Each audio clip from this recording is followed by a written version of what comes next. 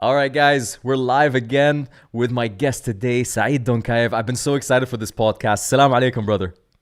Wa alaikum assalam, bro. Nice to see you. How's Very everything? nice to see you. Everything is great. I'm so happy we could do this. And man, just from the few minutes, guys, we've been talking offline. I'm so happy we're doing this podcast, man. We've already, like, this is what I love about this guy. Every time I watch you, man, there's always a topic, something that you're not convinced of, or something that you have something to say. And I love your opinion. But a lot of times you speak in Russian or you post in Russian. So all I understood is yeah. You're always trolling me on the Instagram. It's That's like what all I I do. understood is this. I am an undercover In the troll. beginning, I actually thought you were real, but then I noticed, like, oh man, no, he's joking, all the time. I have to keep it Yeah. exciting for you, man. But listen, I've been following you since you were a blue belt. All right, so for quite a while Thank you. now, even me, I think since you were a white belt, actually. Mhm. Somehow on Instagram you showed up on my feed. Somebody posted you, and I've been following you since then. And really, you are one of the people that I've been so interested in following their journey.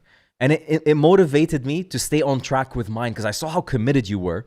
And I saw how you're always like looking for the best with your jiu-jitsu. You wanted to compete. You're always interacting with people. And you're a very kind, gentle person. Like, you're a very straight up guy. So I admire that about you, Saeed.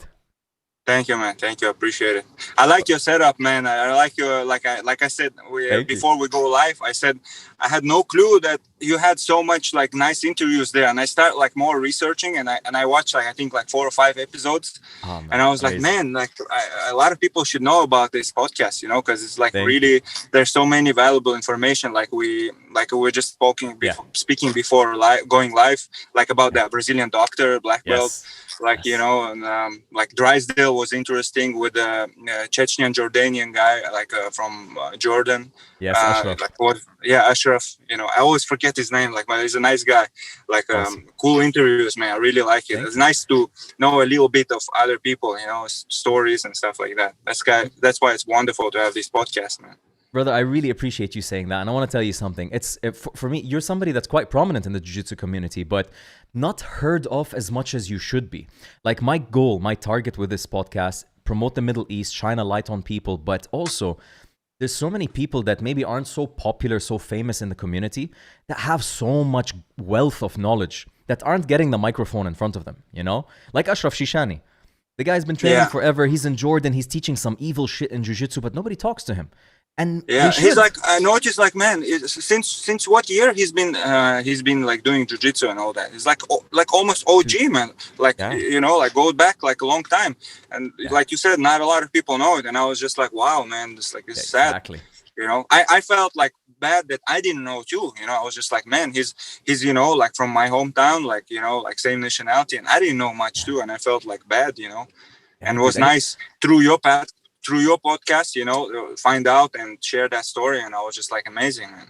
Man, I'm so happy to hear that. You're doing a great so job, man. Keep doing it. Hopefully it grows Habibi. like bigger, more viewership, and it would be Thank awesome. you so much, brother. I really appreciate you saying that. It means the world, really. Because I have one question. Yes. So where did you learn your English? Your English is like perfect, man. Man, UAE. All my life, I never studied outside. Yeah, just American schools in the UAE. That's where I picked it up. Ah, okay. I was like, man, you speak like American, like your accent and everything. I live here like 10 years, but you can still tell that I'm not. But when you moved to the US, you didn't speak any English, right? Yeah. No, I mean, I knew like, ABC, like 1, 2, 3, thank you very much. Like, like stuff like that. But literally, like, like, I mean, honestly, if I had that character that I would not be shy to talk, I was more like, I felt like, I don't want to look dumb. So I was shy. So I was holding back a little bit. So I should have been like, I don't care what people think, and try, so I had these little insecurities that I had to fight. But overall, later, like I started like really learning, catching up. That's the thing with languages. Like I'm a polyglot. I like to learn many languages. And I think since I was a kid, that's why maybe my accent is American, because when I used to watch TV shows or cartoons, right? I grew up watching Thundercats and all that cool stuff. And I try to sound like them. I don't try to say their language. I try to sound like them since I was a kid. Maybe that's why I got the accent. Yeah, you know? that's cool. No, I honestly, if I look deep, like I can tell you have that little bit of Middle Eastern, but still, it sounds like you went to school and lived in abroad, you know, like for a long time. Yeah, I think That's so. how it sounds like. I get that a lot, man. But mashallah, your English is excellent. And what you've done in the short amount of time that you've been in the US, in terms of your social media presence, your jiu-jitsu career, what you're doing now with Neezam, like there's so much to talk about. But before we went live, you were asking me about Dr. Julian Yin. And I wanted to talk about this live because it's important for people. Guys like Dr. Julian Yin, they do jiu-jitsu. This is a huge plus for me, right? The guy knows what we need. As a doctor. Second is he's a nutrologist, not a nutritionist. So I've been working with him for the last 3 weeks, I was saying. And he's completely revolutionized my diet, when I eat, what I eat, my supplements. I'm not taking any hormones, all right, yet. I told him, like, I'm open for him to test me and study. And he did blood tests and all of this stuff to see. So, for example, he showed me that I have an imbalance in my thyroid. And he showed me how through herbs and supplements, I can rebalance my thyroid, and he will test my blood every month to prove to me what he's doing. So it's not like bullshit science. And my game, I'm training really well. I feel very good. My recovery is good. My sleep is excellent now because of it. So guys like that, they're on top of their game, man. Man, that's very interesting because, you know, I've been dealing with the problem, like energy problem for like 3 years already. Like I think about around 3 years, because at one point I went so extreme in training and focusing on putting a lot of hours in training and not really being focused on the recovery part. So, and I went to the point that it just, you know, I couldn't I didn't have energy. Like I think my adrenals were shut down or something. Like I couldn't like go outside to buy groceries. Like that's how bad it was. I hated jiu-jitsu. I was just like to the point that, you know what I mean? Like my mind was still wanting to go train. So if I push myself to go training, it would be like, man, I have 5-minute drills and I get tired. Like that's it, you know, like, and I was just like exhausted like crazy, as if I had 3 hours of sparring, you know. And that's why it was curious for me, like, you know, like especially the doctor who trained jiu-jitsu, because a lot of regular doctors, no disrespect, but they just, you know, don't think outside of the box. They just like straight up locked in one idea. They're like, oh, you have this, okay, you have to quit jiu-jitsu. They're not really looking for the like, you don't have to quit jiu-jitsu. Like this guy said, like his doctor told him, like, you gotta stop training jiu-jitsu. I mean, you gotta like do surgery, I think. And then he discovered jiu-jitsu, and all of a sudden his back problem went away. Like there are many stories like that, you know. And I honestly believe the doctors, the official doctors in general, they just right there to tell you, oh, you have cancer or have this. That's it, you know. Like they don't really treat you before the problem, like you know, to really catch the problem. They just like treat you with little symptoms, like give you antibiotics, killing your immune system and stuff. So it's very interesting to see someone, you know, like someone you could go to and understand. So I thought that podcast was very interesting. Maybe your listeners should go to your podcast history and listen to that one. I haven't finished it fully because I was on a plane and my Wi-Fi internet on the plane kind of disconnected, but I think I have like 20 minutes left to finish. But it was very interesting. Man, it's from start to end very important information, especially for grapplers. But this is the thing, Saeed, like we live in an interesting time. I think we're very lucky to be our age. I believe we're similar age groups, you and I. So being our age during this time of history, of technology, because so many things are changing. So many things are being exposed, right, with this whole COVID pandemic and the crazy. I thought the world improved, and with this last pandemic, I'm like, okay, we didn't really improve that much. We're still 100 years ago, right?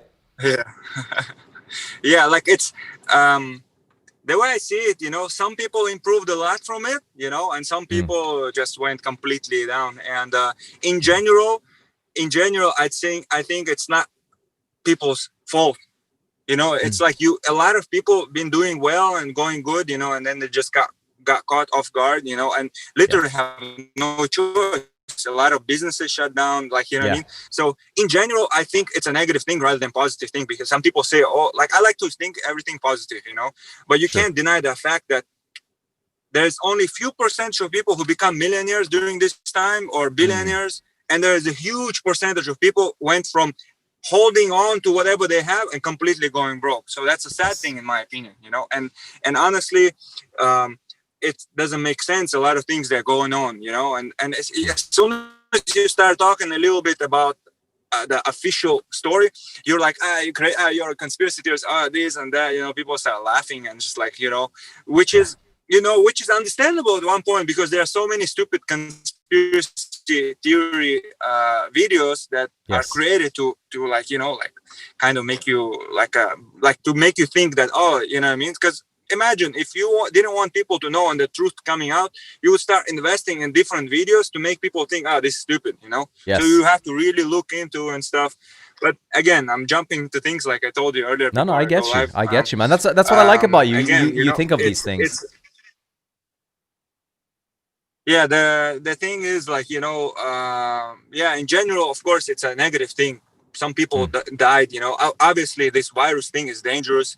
Obviously, people have, especially those who have health problems, gonna like, you know, either die or gonna have some like health problems, you know. I noticed with this disease, it really makes, if you have some kind of inflammation, it attacks those inflammations, you know. And it's kind of, you know, it's dangerous, but if you look in the history, like, it wasn't really like, we never had something worldwide like this, something going on, you know, in way more serious things.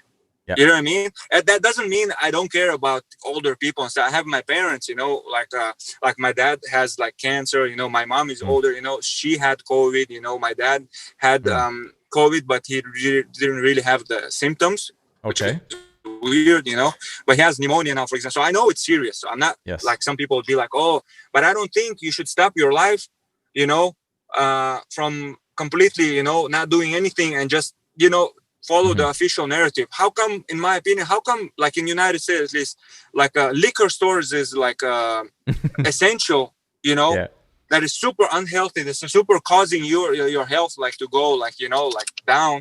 And a lot of these things are essential, and none of this media or whatever are really talking about like intermittent fasting, you know, like talking about like, hey, you know, like the meat factories and stuff is like, you got to focus on healthy ones, you know what I mean?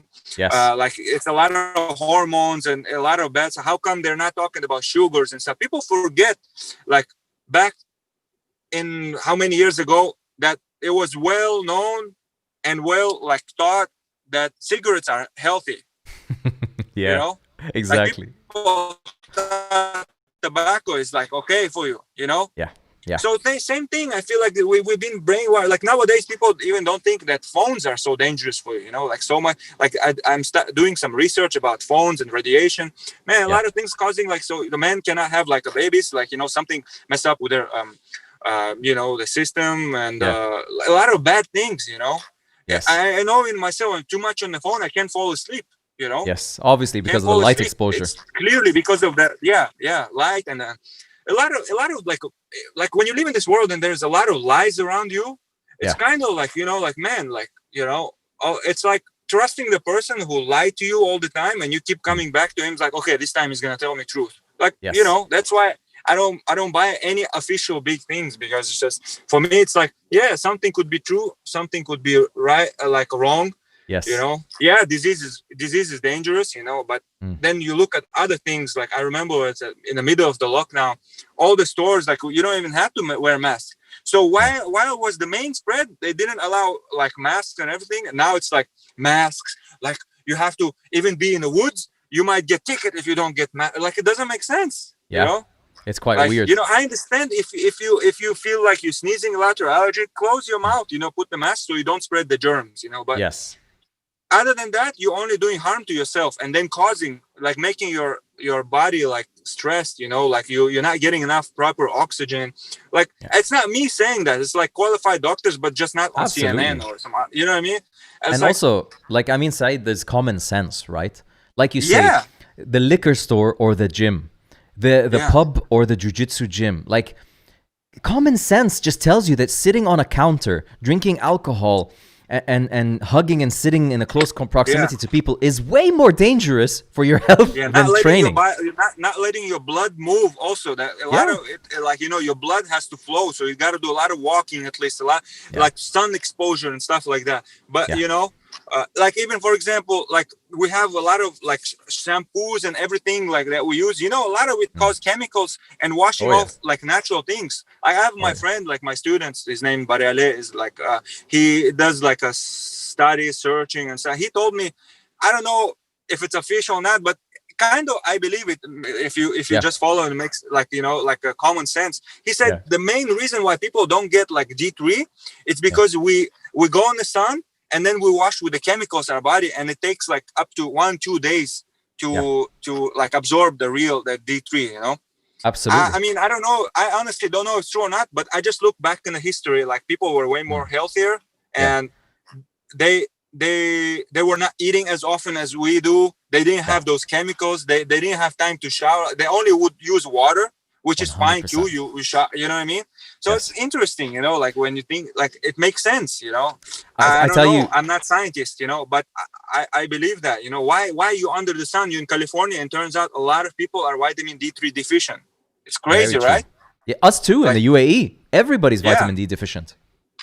It's crazy. Like, why? You know, it's obviously something wrong with us. We have so many toxins. We have so many processed foods and all that, you know, like, and back then people were not just snacking all the time. They were hunting for food, you know, whatever they had time, they eat it, like, and then they were fasting. And then you look at it like, oh man, that makes sense. You know, like they lived longer. Like who lives up to 100 years now? Almost like very few, you know, with high quality of life up to 100 years. You know, Saeed, you're hitting on something. You're hitting on something very true, and I think we're experiencing the end and the awareness of people towards the greed, because we've been very greedy. The world has been very greedy the last 10 years. You can see it in business. You can see it on social media. Everybody wants to travel. Everybody wants to be a blogger. Everybody wants $1 million. Like everybody's thinking about money. So I'll tell you something interesting, which part of the reason I really love Japanese culture, and particularly their history. I'm not saying they're perfect. Today, they're far from their history. In Japan, the lowest rank in society, below anything you can think of, anything you can think. By the way, one of the highest ranks in Japanese societies were the people who clean the country. They were the higher ranks. The lower rank in all Japanese society was merchants, tradesmen. They were the lowest rank of society, and they were looked down on by everybody, because the Japanese philosophy, and by Shintoism, is that merchants have to compromise their ethics to make profit. And when you have too many merchants in power, they will try to weasel their way into making you buy something that you don't need or is even harmful for you. Today, we live in a world of merchants. Everybody's trying to sell you something, and they know how to advertise it to it. They know how to attack your brain. They know when you're happy, when you're sad, when you're clicking like on shit on Instagram. They know when to push their product. And it makes you impulsive. We're all becoming impulsive because we don't know what we want in life. We don't know what we're doing in life. We're just going around blindly, and we are exposed and susceptible to so many things. But for example, jiu-jitsu. When you commit to a jiu-jitsu life, you know what you want. I want to be healthy. I want to be fit. I want to train. I want to be in the gym. This gives you a direction. And when somebody comes up, you'll be like, hey, here's a tequila company, and this is really good tequila. Be like, fuck that. This is not going to help my jiu-jitsu. You know? Yeah, exactly. You're immune. If they give you cigarettes, you're immune. If they give you some types of like hair lotion shit, be like, my hair is already messed up because of jiu-jitsu. I don't need this. Like, khalas. This is, I think, we're coming to a point in time where we're realizing commerce and business is what's screwing us up. We need to step away from this and start realizing what's important in life. It's not the commerce so much. It's the people, like in Japanese, you said, that don't honor some certain things. They only honor dollar, you know, or the money, you know. They only honor that, and they're ready to do anything, you know. There's so much bullshit in social media, even in jiu-jitsu. You know, there's so many. Because I know that I've been kind of not a victim of that, but I listen to this guy saying, oh, you need to train this much, you know, oh, you need to do this much. And I kind of was like, you know, And then later on in life, I find out that some of those people, when I get to know them, I look up to them as world champions, black belts and stuff. Mm-hmm. And then I find out some of the things that they say they don't do actually, So there's a Yes. lot of bullshit in there, and you Very true. start believing it and you go in misdirection. So later on, I find out with experience that your best friend is your intuition. Mm. If you really start learning and like asking questions and just not really taking what it is and just, okay, I took this much. All right, I took this much, but I'm not really like doing it like, oh, okay, this guy's world champion. For sure, he's right. I used to do it like that. Oh, okay, I take it like that. And then it doesn't work. And I'm like, oh, it makes me worse. I'm like, okay. Everyone is unique. Everyone has their own uniqueness. And sometimes when people just say one thing, and especially young athletes, they start believing, oh, he must know he done it, and what pissed me off was like, all right, if this guy was just saying what he did, some of them, they say like things that they actually don't do. You know what I mean? Like they exaggerate just to look cool and stuff. So that's what social media, just to make it whatever. Oh, yeah. Or like the funny thing when I was working with ACB, like it's funny for me because before I would see these guys like, hey, I fight anybody. I don't choose opponents, blah, blah, blah. They say these things. But some athletes, I'm not going to mention name. I see their interviews. I'm going to fight anybody. And like, man, dude, shut up, man. You're like, you've been arguing with me and I give you a tough opponent. You always like, hey, I want this, I want that. And I'm like, what are you talking about? Like, and it's just like, you're not really following what you're saying, Like when I look up before, I felt like, oh man, I have that mentality, like right now, at least, that I'm okay to fight anybody because I have nothing to lose, I'm like, I'm not saying because I have nothing to lose. Like, I feel like it's a test for me. So I have now a mindset that I don't care, like, if I'm going to lose or not. Before, when I was training with Mendes Bros, before there was different structure of training. It was more like ego. So I was so much on ego that I got to the point that I was afraid of challenges because I don't want to look bad. You know what I mean? So, like, that's my mind. But I'm just saying, when some guys like say like, oh, this and that, I understand that they don't want to maybe look bad or something. But man, don't at least say that you don't choose opponents. You're choosing opponents. You're choosing easier opponents because you obviously, you want to win money. If you have a harder opponent, maybe you don't get win bonus or like submission bonus or something. And it's not good for your career to lose. We were talking about like in jiu-jitsu community, there's a lot of bullshit. I imagine in jiu-jitsu community is not so rich in money anyway. Exactly. Or imagine those areas where there's a lot of money involved. There's so much bullshit there. So much bullshit. You can't trust things on social media. It's like so much bullshit. You have to question fashion, everything. all of this. Like for women, man, like it's another ball game. I mean, with men, we're getting in a very bad state too now. Like a lot of men are getting things pushed on, but with women, between fashion and makeup and cosmetics and like the example you were saying about the skin and the vitamin D. My wife, sometimes she's sitting next to me and she's like, why are you so soft here? Like my skin is sometimes better than them because they put all this shit on their body and they end up needing it. I don't put anything and my skin's just fine. You know what I mean?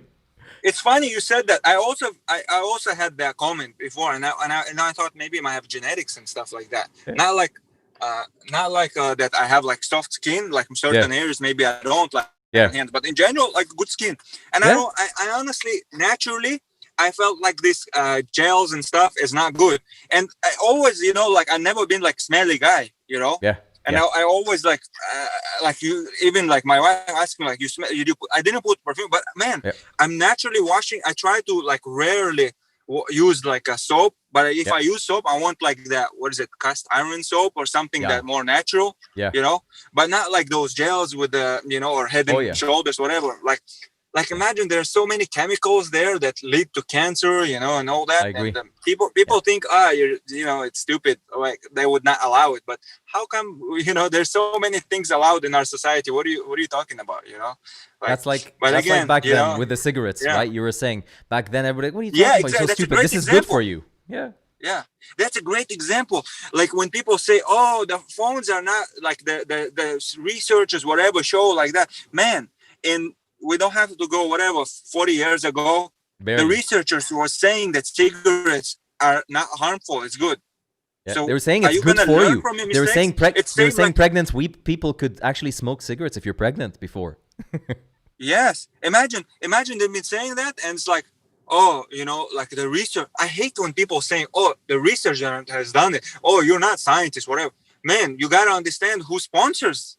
Yeah. There are documentaries on Netflix and stuff. There's so many documentaries that I just try not to watch because I know it's like, okay, Netflix is something huge already. So there's a lot of money involved. So they will do whatever it costs to make money, So that's one thing. And then you see like, oh, the fats are bad, oh, this and that. And I know from generations from my people from mountain and stuff used to eat like a fat from the lamb, and they were always saying that it's healthy, it's super healthy for you. And then you find out who did the research and whatever the scientists for that documentary is sugar companies like like a Twix, Snickers, and all these like Mars, like all these like whatever, like a Coca-Cola. It was actually the guys behind cornflakes, Kellogg's. The company Kellogg's is the first company to push that fat is bad for you and that you should be focusing a lot of Kellogg's. You know the cornflakes? The cornflakes company, they were the first to push this. They were sponsoring all of the research to show that fat was bad for you and that corn and corn products, which is, by the way, horrible for you. Corn is cheap. It's very good for business. Yeah. But genetically, corn has, I believe, 350% more genetic codes than the human body. So when you eat a piece of corn, your body doesn't know what to do with it. So it's actually super bad for you. A lot of I heard about it. Cancer patients, they're not allowed to eat corn sugars. It'll just and mutate corn in the general, shit. like nowadays, the corn, the vegetable itself, I heard it's like one of the foods. Corn and soy you better avoid, because it's like it's not something good, And man, there's so many. That's what I'm saying. There's if you start really researching and looking what's going on in the world, it's like a movie in Matrix, Matrix. You wake up from the reality, and like the reality is completely different, And I'm not like tripping or anything. If you really start like searching, and I'm like, man, it is. How come there are doctors? I just watched a video because trying to find more solutions for my dad. Yes. I watched the video when a guy had 4th stage cancer on the prostate and something else, like similar situation with my dad, but like different area for the cancer. And he started doing fasting, a lot of fasting on its own, like a doctor said to him, like, okay, you have 3 months, we can't help you anymore. We're going to give you these like tablets. So you like medication. So you like don't feel pain.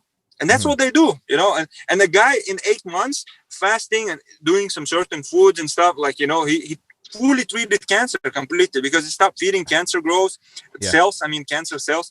I'm not saying that, if I do exact thing, it's going to help my dad, for example. I don't know. Like, at the end of the day, I'm a believer. I think, everything that's God healing, and we just do reasons, sometimes it can be happen successful. Sometimes it won't, so. But in general, like it's like I know in myself when I overtrained myself and I had the situation, I was going to all these doctors, doing all the different blood tests and stuff, and they're saying, "Oh, you're completely healthy. You just have a little bit of anemia, so you're not absorbing iron. Are you eating red meat?" And I'm eating almost steak every day. Back then I was, now I cut out red meat. Like I try to eat it less, nice. Because I think red meat is not good for you to eat like often, Sure. And if you do eat better lamb than beef, Absolutely. I love beef, I love steaks, but yes. I think because it's digesting long time, it's like I'm eating it and I'm not digesting, so something wrong with me. So I had this feeling that I have something wrong with my gut. So then one day I just go like pay $50, to the homeotherapy. The guy, he takes picture of my eye and let me hold some metal thing. And he tells me all the things that I have, like my testosterone level. And I was like, I might be like, oh, the guy's cheating, like lying probably, But I had already the real blood test results. They were identical. Wow. And I was like, how the heck this guy knows all this? And he said, oh, yeah, like on the lower tract of your whatever stomach, you have this inflammation, Wow. And you got to cut out processed, cut out the flour foods, I'm a dairy guy anyway, but there's I mean, there's so much bad dairy products as well, but I think dairy is good for you, but you got to find super organic stuff, you know, because our ancestors been eating dairy, and they, you know, I always try to look back, you know, sometimes people say, oh, dairy is completely bad, or this is bad, or meat is bad. I always look what ancestors did, you know, and they've been eating it. So I think it's not the products bad. It's more like how it's been, like, you know, grown and everything. Processed. And, how it's being processed, of course. You know, the animal being in stress, you know. I mean, how come you're going to eat the cow or chicken that's been on top of each other, like, you know, stressed and stuff? Man, it's not good, you know. And if you look how, in our religion, for example, how prophets used to live, they did a lot of fasting, and they didn't eat a lot of meats. Absolutely. And they lived a lot on, like, dates. Sometimes, like Prophet Jesus, for example, only ate wherever he would go, like find plants and stuff. Prophet Muhammad, he would eat like a lot of times just dates and water.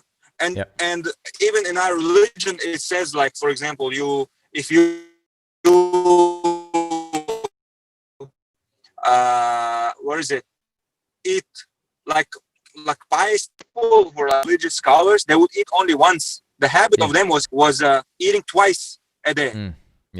And now the habit is eating 6 times or 5 times or 4 times, you know, like, or it's good for business, times, man. but maybe eating 3 times, but how many of them is like unhealthy, processed foods, you know? So it's crazy, you know. And now all these health gurus come out saying, like, all these things that is so healthy, it's scientifically proving. But these things been going on with our ancestors. It's been in the history for a long time. But people don't pay attention to the old school stuff, you know. Listen, when it comes to old school and new school, let's be real about one thing. Modern science is 1,000 years old, 1,200 years old. Like, we're talking about modern by, like, Greek forward. Before that, you're talking about 5,000 years of Chinese medicine, which is a lot longer than the modern medicine, but it's not, they don't know anything yet. And when you couple on it technology and how we're learning how to mutate things, genetically produced foods, science doesn't know what that is. They're just pretending to know what it is. Maybe 100 years from now, we're going to figure it out. But today, for anybody to say, I know what this does and this is the answer, they're lying. Nobody knows the answer. It's impossible. Lie, and you don't know who's behind it. Again, goes back to the subject that we spoke earlier. Who's benefiting from it? We don't know exactly who gives the money, who's what, you know, like, we don't know. How can you just blindly like, I like this quote, like, I saw, like, it's like a meme. It's like totally goes what's going on in the world. It's like the scientists are saying that the life is getting better, you know, but the people say that the life is getting worse in terms of, like, it's harder to make money and all that. But people are not scientists, you know, so they don't know. Like, and nowadays, it's a lot of times you're getting shut down from the common sense, just saying, are you a scientist? Did you research? Like, but you don't have to be a man. You don't have to be, like, to understand some common things. Like, you know, like, why it has to be, like, some scientist that, I don't know, God knows what he did, like, you know, who invested in it, who's, you know what I mean? Why do I have to trust some guy, like, especially if it doesn't make sense, you know, like, anyway, you know, people are gonna be, like, divided into these groups, like, you know, who thinks like that, who thinks like that. They think they're stupid, they think that's stupid. But at the end of the day, I think, you know, I have that mentality that's whatever, man. Sometimes I get frustrated, but whatever, you know, you do you know, whatever works for you. I don't want that, you know. I don't trust science. I don't trust whatever is going on right now. Some of it right, some of it wrong. A lot of times showed up that it's wrong. I don't like trusting anybody who's consistently lying to me and then sometimes saying truth. If I give you 10 cans of honey and one of them poison, I'm not taking none of that, you know? Exactly. I'm not taking none of that, you know? I know one poison, you know? So why would I take it, you know?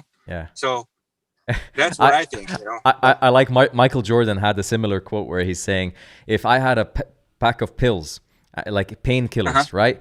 And there were 5 painkillers and one of them could kill me. Would I take it? He's like, well, it depends on the pain. It's like, it depends on how much pain I'm in. The thing is, there's a very funny story. I think you'll like this. So there's this, in India, there's a village. And in this village, there was a pharmacist who was very famous. All of the villagers, they knew that if you have a problem, you have to go to this guy and he'll fix you. He'll mix and match. He'll give you the thing to fix you. And this guy, his son, since he was born, his son always coughs. He coughs and he coughs morning to night, all day, all night. He saw all of the doctors in India. Nobody could solve it for him. So everybody told him, go to this pharmacist. He will cure your son. So he goes to the pharmacist. The pharmacist sees him, opens his mouth, opens his eyes. Okay. And he goes in, he starts mixing something. He gives it to the father and he says, give it to your son after every meal. And then come back in 5 days and let me know how he's doing. So he gives it to his son after every meal. First day, he's still coughing. Second day, he's still coughing. Third day, the cough disappears. Never comes back. All day long, there's no cough. Fourth day, no cough. Fifth day, no cough. Fifth day, they go back to the pharmacist. And the father's like, what? How did you do this? All of the doctors couldn't figure this out. How did you figure this out? What did you give him? Like, I gave him a very powerful laxative. Let him cough. So if he coughs, he's going to shit himself. So what he does is he solves one problem by introducing a bigger one, making the first problem seem like nothing. And this is what we're doing today. We try to solve our problems with bigger problems. That's what the modern medicine is like. This you're treating a little bit, like you have flu, you give antibiotics, you're killing all other organs, you know what I mean? I'll tell you this example. Like, I've been getting like ear infections, you know, at one point, and I go one time to a doctor, they're like putting some things, it's itching, it starts closing my cauliflower, it's getting swollen inside. All right, one time I take that. I super hate antibiotics, you know, but if it was flu or something, I never care about antibiotics, you know. And I don't really get flu a lot anyway, but I always like just go to the traditional medicine, you know, and just like, and but for this one I didn't know, and it's getting bad, you know, it's itching and it's like I can't hear, you know, so I take drops and I take antibiotics pills, you know, so both. Then it comes back again, you know, so it starts coming back. I go second time, all right, I'm pissed off, I'm thinking, okay, one more time, that's it.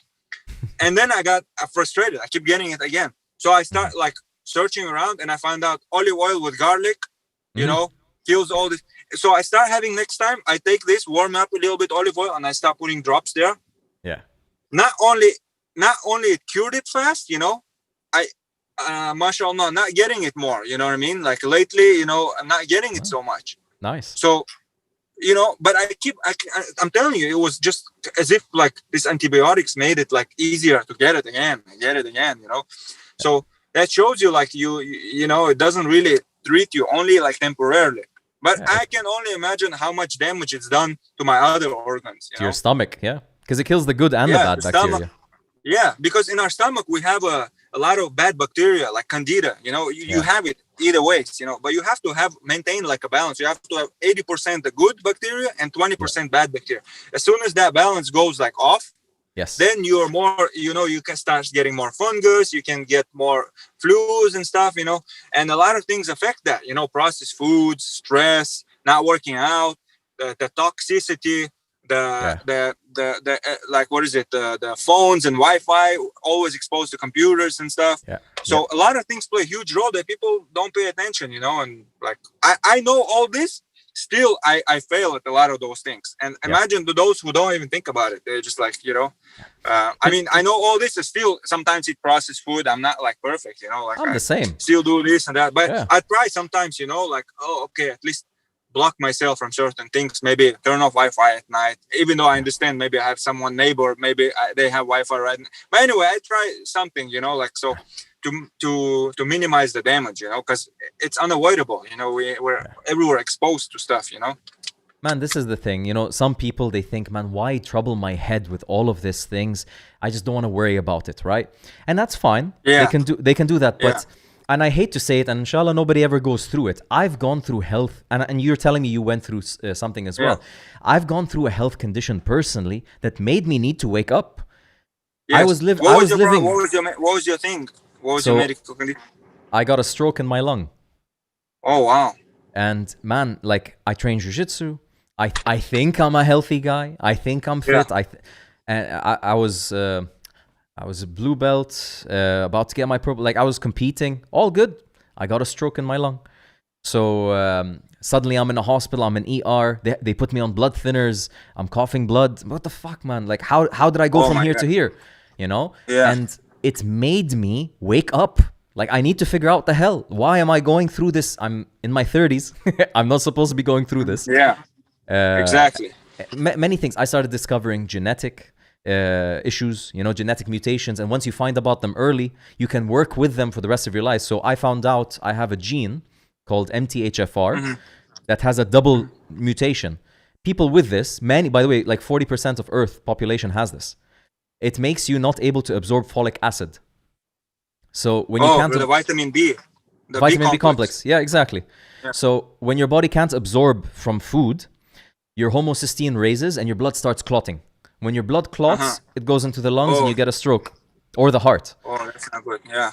So many people die of strokes, heart attacks, and this because of this gene, and they never know they had it. If they just go test their blood, they know they have it. They take a special form of B. It's methyl B. Methyl means it's already processed for the body to absorb. Yeah. It's the supplement, right? You have to take supplement.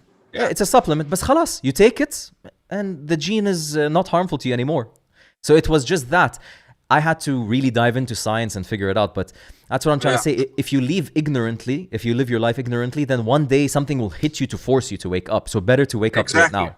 Exactly. Same thing happened to me when that happened for those 3 months when I was completely, I'm still not able to train like I was training before, but I'm trying to be more smart about it, you know. But that forced me.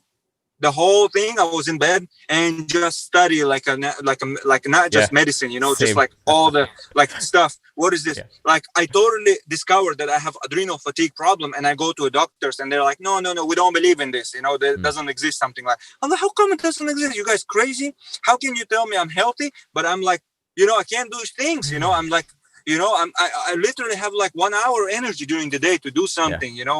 I tried many different things, man. Like I never, for example, even take steroids in my life. A lot of people, for example, before, now I took, but we'll talk about it right now. So like, I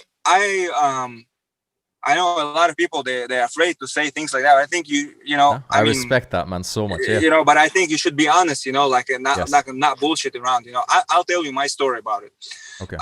I had this problem and I thought like, okay, maybe I need some TRT or something to help me. Okay. I always felt like that I have a good genetics, that I'll recover fast. I have everyone's telling my whole life, everyone anyway been telling me that you are on steroids, which I wallahi, like if people know, non-Muslims, they know wallahi means like you can't lie on saying like this, that I wasn't on any steroids up until 30 years old. Yeah. And I wasn't even on many bad steroids. But anyway, like I had this problem and I was like, all right, how can I fix it? So first thing I went and I tried, maybe I should do testosterone therapy, like testosterone. So I tried testosterone and I felt like, it was just, I was gaining weight. My cardio was getting slow, but like wasn't really fixing my problem. Okay. So I tried for 8 weeks. Then I'm like, okay, like here and there competed. I remember like one time I competed.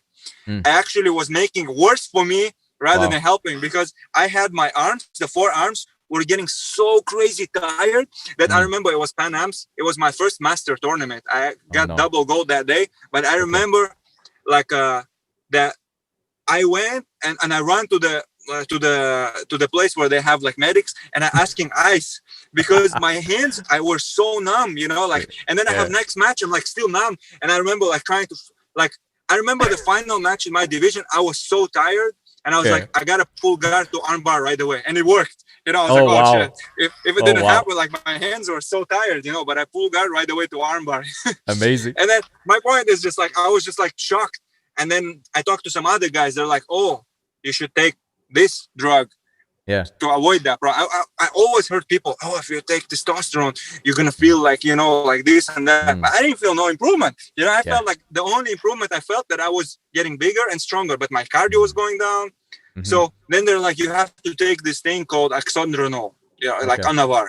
Okay. So I tried that one time, and I felt like, oh, okay, it's like mix kind of working. Like I felt like it was getting a little better and stuff, but still, like I feel like my main issue with health, like, was not getting fixed. And Anavar was supposed to be good for anemic people. And I had like anemia, like a low iron. But anyway, like, these things, I probably tried it one more time, like 3 times in my life. Okay. And I noticed on the 3rd time, for me at least, didn't even help me much, honestly. I felt like on the 2nd time, on the week 3, I felt like, and some people said you got to up the dosage, but I never been the guy who want to play. It never was to me like I'm never been the type of guy, you take it what it costs, just to take whatever you can just to win. I'm not stupid. Like I think you should have kids, you should have, you know what I mean? You can't be just like just wanting the gold medal and kill your health. And I think that's a stupid mentality that you must be on steroids to win. So anyway, I tried that route, and ever since then I'm kind of like, I'm not taking anything, and I feel so much better, in terms of like, I started doing different things. I started doing intermittent fasting. I started, actually, the biggest thing that helps me to improve my health, I neglected that part a lot, that you can, when you have adrenal problems, you cannot have high intensity sparrings every day. You got to be smart. So I started doing more like a specific training, like rolling with a guy that I know. And I start focusing on efficiency. I start focusing on like not over gripping so much at certain points, like, you know what I mean? Like things like that. So I noticed my wear and tear in training was kind of like getting lighter, and I'm slowly improving, and my brain is working. And so these type of things and certain things about training that if we have time, we're going to talk about. Of course. I feel like improved and helped me to improve. And I feel like I'm still getting back to that previously how I felt like in my 20s. I'm 32 right now, but like in 26, 27, I felt like I was so good, but I overkilled my body, with this not getting proper nutrients, just eating carbs.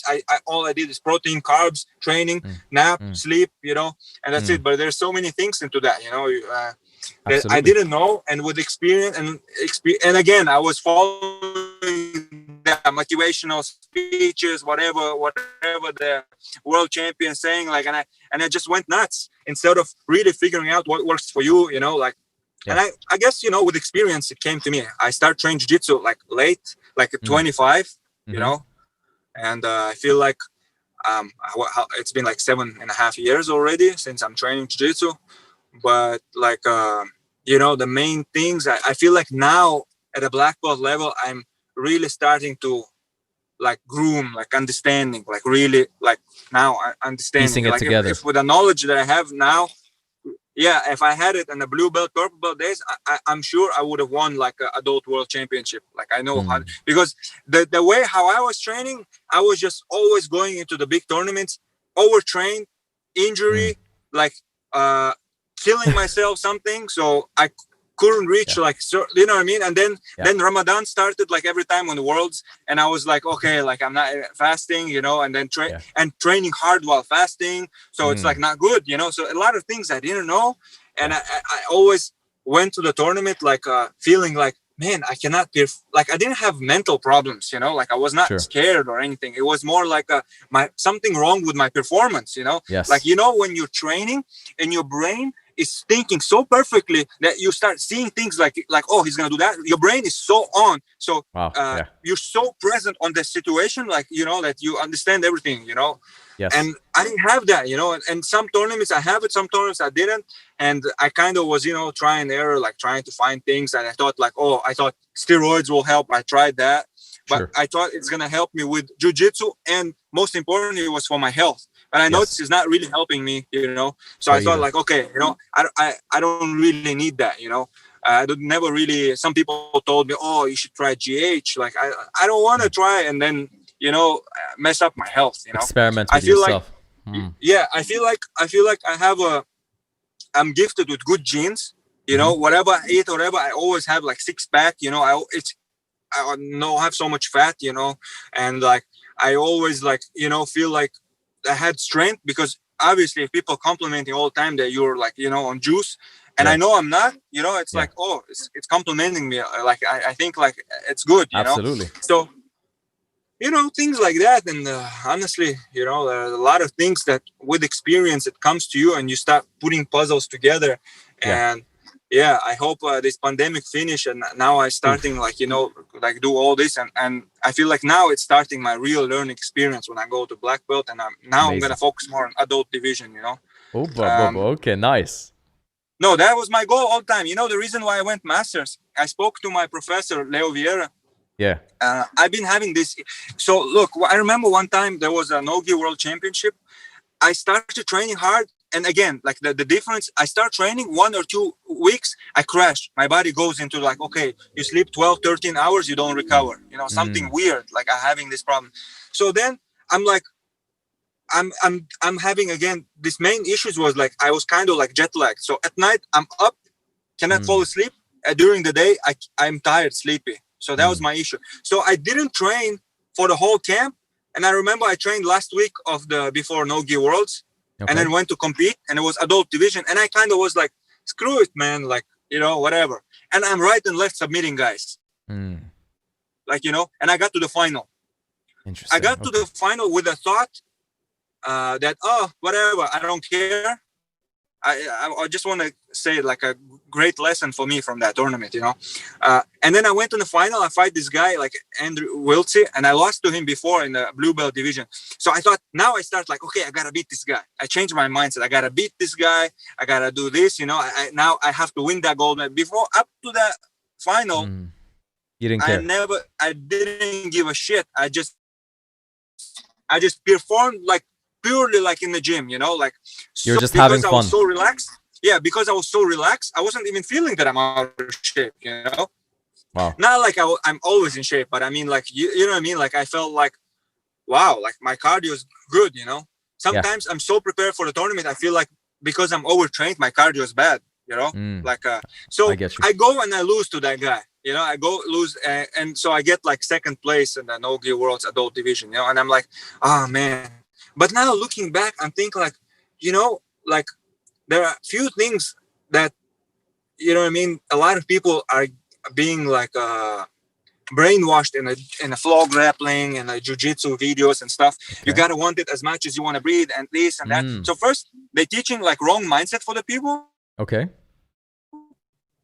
And second, they're teaching a lot of times wrong training methods. If you go, I've been through working at ACB, I've been into different gyms and like top level gyms like Atos. I've been at AOJ, obviously trained Checkmat. I went to Northridge, Romo, like different places, and I talked to different people. Most people have this idea of everyday pohada, you know, on training, that you have to just kill to win. Yes. And if you're familiar with this, a lot of guys really like to do like they take 2 days off before the competition, rest, and then compete. That's what majority what I heard.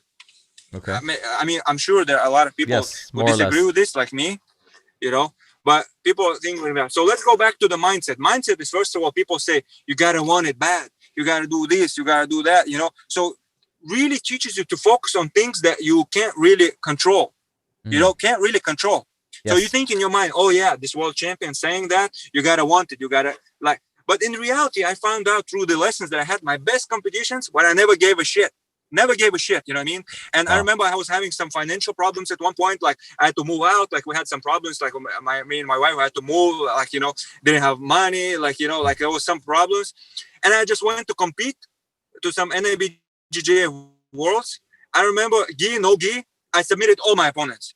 Except one, I think, in the no gi. I submitted all of them with just for 2 weeks eating pizza, sometimes not eating at all. You know what I mean? Okay. Totally shitty diet, you know, stuff like that. I went to that competition just to escape from my problems. And I just like, I remember I just crushed everyone like crazy. Like I did things that I've never done in training. You know, I was just like, and I was like, shit, like I wish I had all these videos, you know, like, you know, one of those moments when flow grappling don't post one of the match that you really wanted. And I was one, I was like, man, like why, like they had like maybe 8 matches, but 2 out of 10 they didn't have, you know. I'm like, shit, you know, like I wanted like for the highlight and stuff, you know. So anyway, in these fights, you just went in, like you didn't care. Were you going for the kill or were you playing? Like, can you just give me some more? Look, that the whole thing, your mindset before you go in a warm up in a bullpen, you're like, okay, man, I have nothing to. I didn't deserve the gold medal. You know, I didn't train. So, I'm not gonna win this tournament. I have nothing to lose. You know, I'm just here just to enjoy it. Interesting. You know, give my best, whatever I know. That's it. I have no expectations, no disappointments. You know. Shout out to my student Abud who was saying, just remind me that quote recently if you're listening, you know. But really, like I like that mindset. No expectation, no disappointment. Because Yes. if you're expecting something, your disappointment is stronger. Oh yeah. If you're not expecting something, and if you're expecting something, you win, your pleasure of winning is not as great either. That's It's true. It's like no, it's not a surprise. it's nothing special. Yeah. So the only bad thing is like when you have negative moment, it builds up and stays in your mind for the next one, for the next one. When you have no expectations, honestly, the trick is you don't, even if you lose, I don't remember. Like people say, I only remember my losses and stuff. I don't know. Like honestly, I try to have mindset that I don't remember the losses. I learn from them, but I don't want to keep them in my mind. Because for me, when I go compete and if I remember the losses, I start giving too much credit to that person.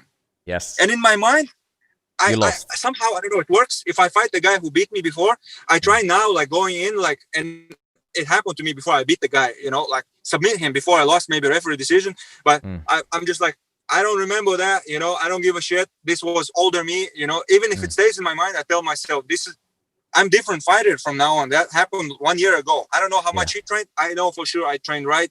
And I go in and I like, okay, you know, and you win, you know, but the point is like, you're like, you don't have in your mind, like, oh, like I lost it. You know, I don't like that mindset. And again, it's something you hear, you always remember your losses. I don't want to focus on my losses. I want to learn from them. Yeah. Preferably I want to learn at the gym, not learning a competition, because a lot of people, they say, oh, you lost, there was a great lesson. But a lot of times I noticed when I lost in competitions, a lot of those things I've seen in training, but I never paid attention. You know, so you focus on things and you improve, and I don't want to focus on losses. And I want to erase that moment in my brain and kind of have the thought that I never lost. It gives you confidence. Yeah, I like that, man. And it's a trick. It's a trick, you know, and it helps me a lot. And it helps me in training because I like I said, I changed my training type, you know, before from ego mindset training. I read this book that helped me a lot from focusing on that. It was the Art of Mental Training, I think. Okay. It's a Jiu Jitsu black belt who wrote it. I forgot the anyway, in this training he was saying like there are or not in this book. No, it was a psychology of champion. I don't know, some book. Sorry, like, but that Art of Mental Training is also kind of focusing on these things. What I'm gonna say, it's like they're saying there are two types of athletes who are ego oriented, and there are those who like to take mastery approach. I see. So two guys can be successful. This guy can be 5-time black belt world champion. This guy can be like that. But it's a great example. Let me give you an example of.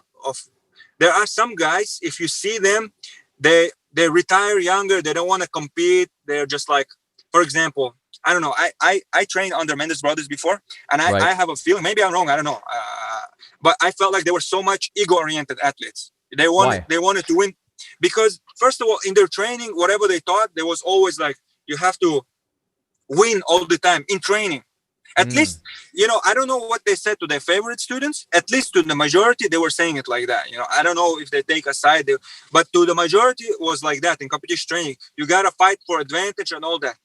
But then what happens is you train all the time to win, and you don't really expose yourself to grow, you know? Yeah, like you don't expose your weak positions. Yeah, a lot of positions where you suck at, you know, and you like, and I would compete. I would be perfect in passing De La Riva, but I didn't know how to pass half guard. How stupid is that, right? It's a fundamental position. Yep. So, and I feel like they were so like ego-oriented athletes because they really, I felt like they were not enjoying competition.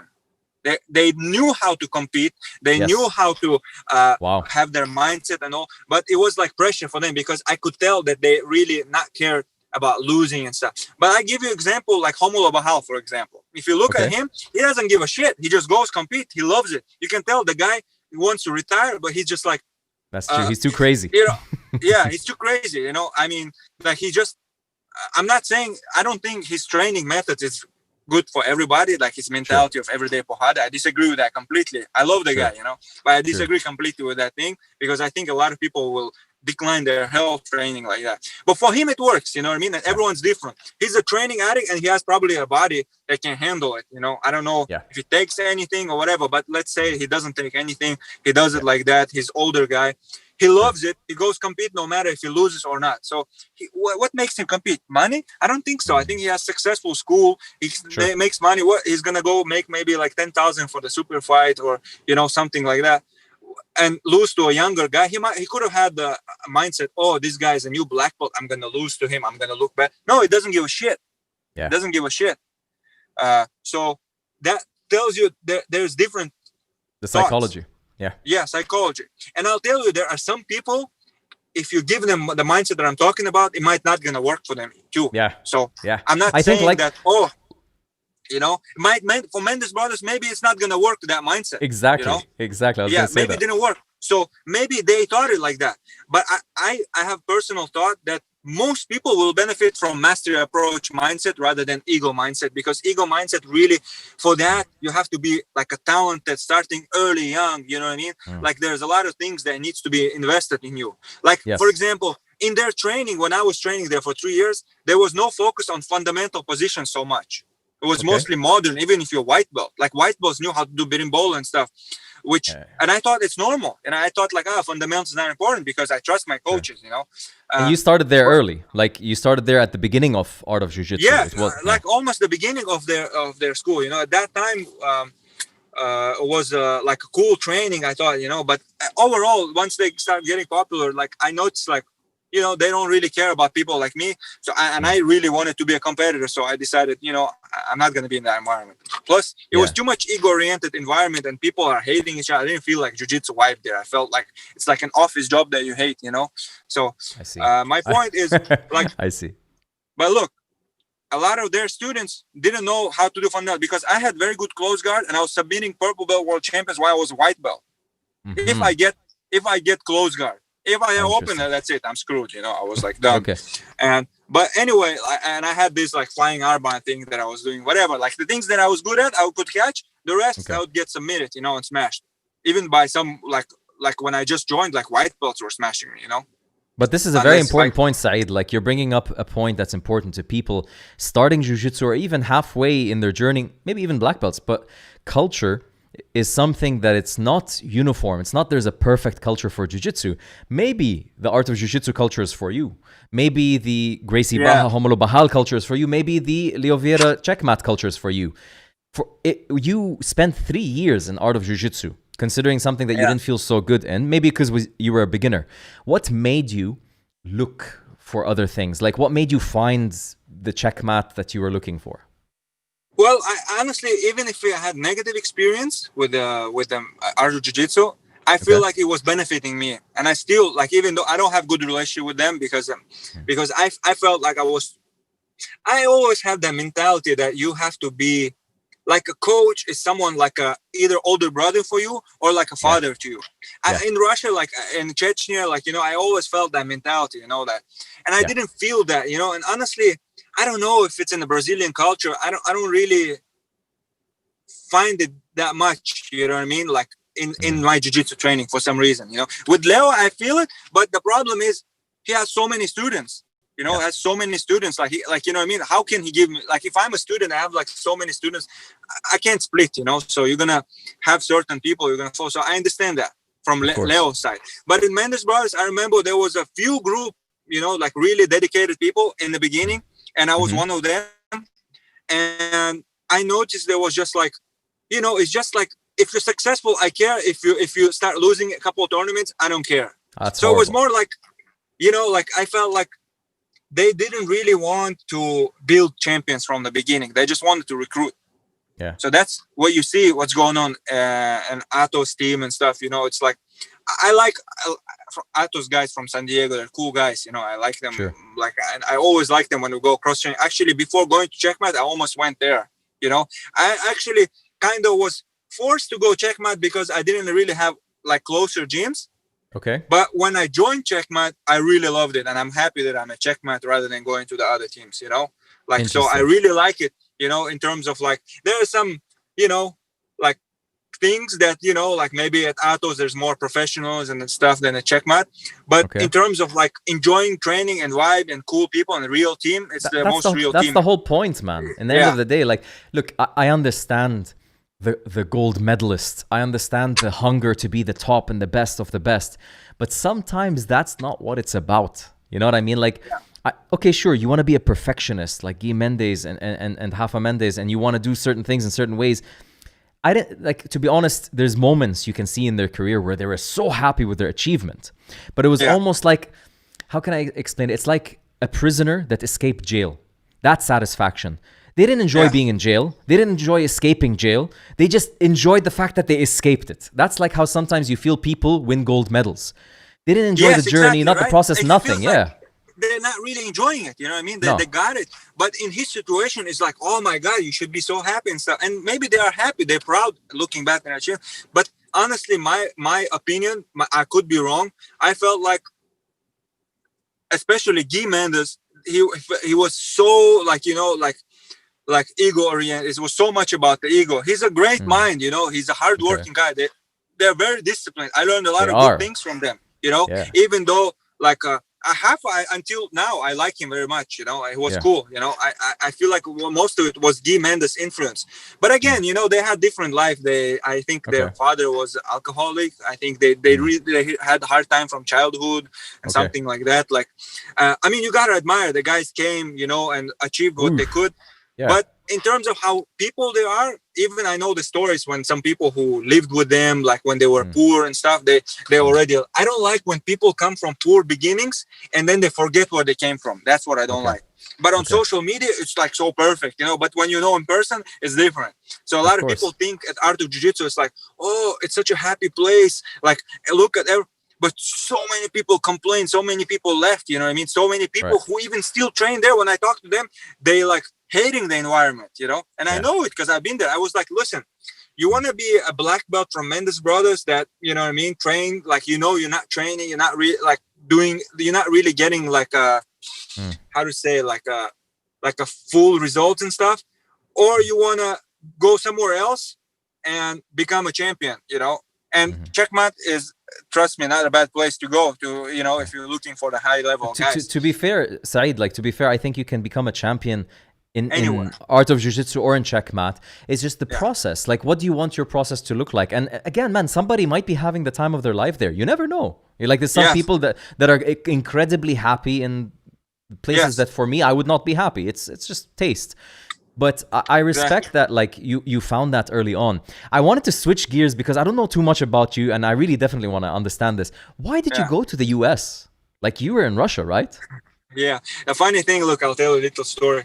My whole life, when I go to bed, for some reason, because I watch so many Hollywood movies, I always imagine that I'm going to be driving Lamborghini somewhere in Miami. Okay. You know, like, I don't know. You know, when you go to sleep, you always imagine you want to be like successful and all that. But this was one thing that I always imagined, you know, and I always imagined that I'm either going to live in California or in Miami. But the thing is, in real life, I never really did something. Like, I never really put the goal, one day I'm going to move to America. It wasn't like that. It's not like, you know, someone dreamed and he worked his life. I never really cared. I never had goal to go to the United States. But in my mind, it was always like, one day I'm going to be... So looking back, I'm like, oh my God, this is so crazy, you know? Like when they say, like when you visualize and it works and stuff. Because I visualize and I never really even put a goal, you know? So I visualized like always going to be like a millionaire, you know? Like I never wanted to be a guy like a crazy rich. I wanted just to live a comfortable life and have like, I like cars, like have some sport cars, and that's it. So I can take care of my relatives and my family, you know, and, you know, that's it. Travel. That was my main thing. Like that I want. When I go to sleep, I always imagine that. And I fall asleep because I'm always like getting, first of all, distracted from my thoughts and, you know, and then I just fall asleep. And then one day when I was studying in university in Russia, and I was like my 5th year already graduating. And me and my friend, we decided there was this program called work and travel. So when you fly to US with a kind of like work visa, J1, when you can work you get Social Security temporarily, and you can work you know, like a regular jobs, like moving, you know, restaurants, stuff like that. And you get to travel. So me and him originally were supposed to fly to San Diego and we through that company. I remember going to the Russian embassy or to the American embassy in Russia, and usually it's like so hard for Russian citizens to get visa. And I remember my line was everyone decline, decline, decline, decline, and I was like, shit, man, I'm not going. I guess I'm not going to the United States. And I had in my mind, okay, if again, no expectations, no disappointment. Yep. I'm like not thinking about it. I made it like that, so I don't feel like I lost something. I was like, all right, if I don't get it, it's not under my control. I just gonna get the vacation to on the sea in Turkey. You know, like in Russia, it's popular to go for vacation to like Cancun, how they go here, to Turkey for the sea. It's like all inclusive. It's nice hotels and stuff. I'm gonna go like for 2 weeks of vacation. Not bad either. You know, like like, all right. And I go there, and there's this lady, and I don't speak English. I already prepared in my mind like a speech, and I'm just like, hi, this, I'm doing this, whatever. I had some lies that, what is it? I lied about something, unfortunately, like about, I don't remember something. So the last year of university, when you study and you go to the embassy, it's like you are high risk to get not approved. This is the real test. Because they're like, oh, you already graduated, and then you're going. You know what I mean? If you have university, you can at least say, oh, I have to come back to graduate. Yeah. So they're looking for a reason. Why would you stay? Anyway, I remember there's this lady, like, you know, a little bit overweight, and I'm like getting there, and she's having Diet Coke, and as soon as I get there, I already prepared my speech. She turns away and walks away, and I'm like completely like you know. And then when she come back, I totally forgot how to say whatever I had planned. I was just like like, you know, talking like stupid. Anyway, for some reason, I was the first one in that line who got visa. You know, she's like, she took my passport and boom, approved. She felt sorry for you. She's like, he's not gonna make it. Yeah. and then look, I get visa, and I'm like, all right, my friend canceled on me. He's not going. You know, like I don't know, for some reason. And I had these friends. I went I probably did wrestling for a year in Russia.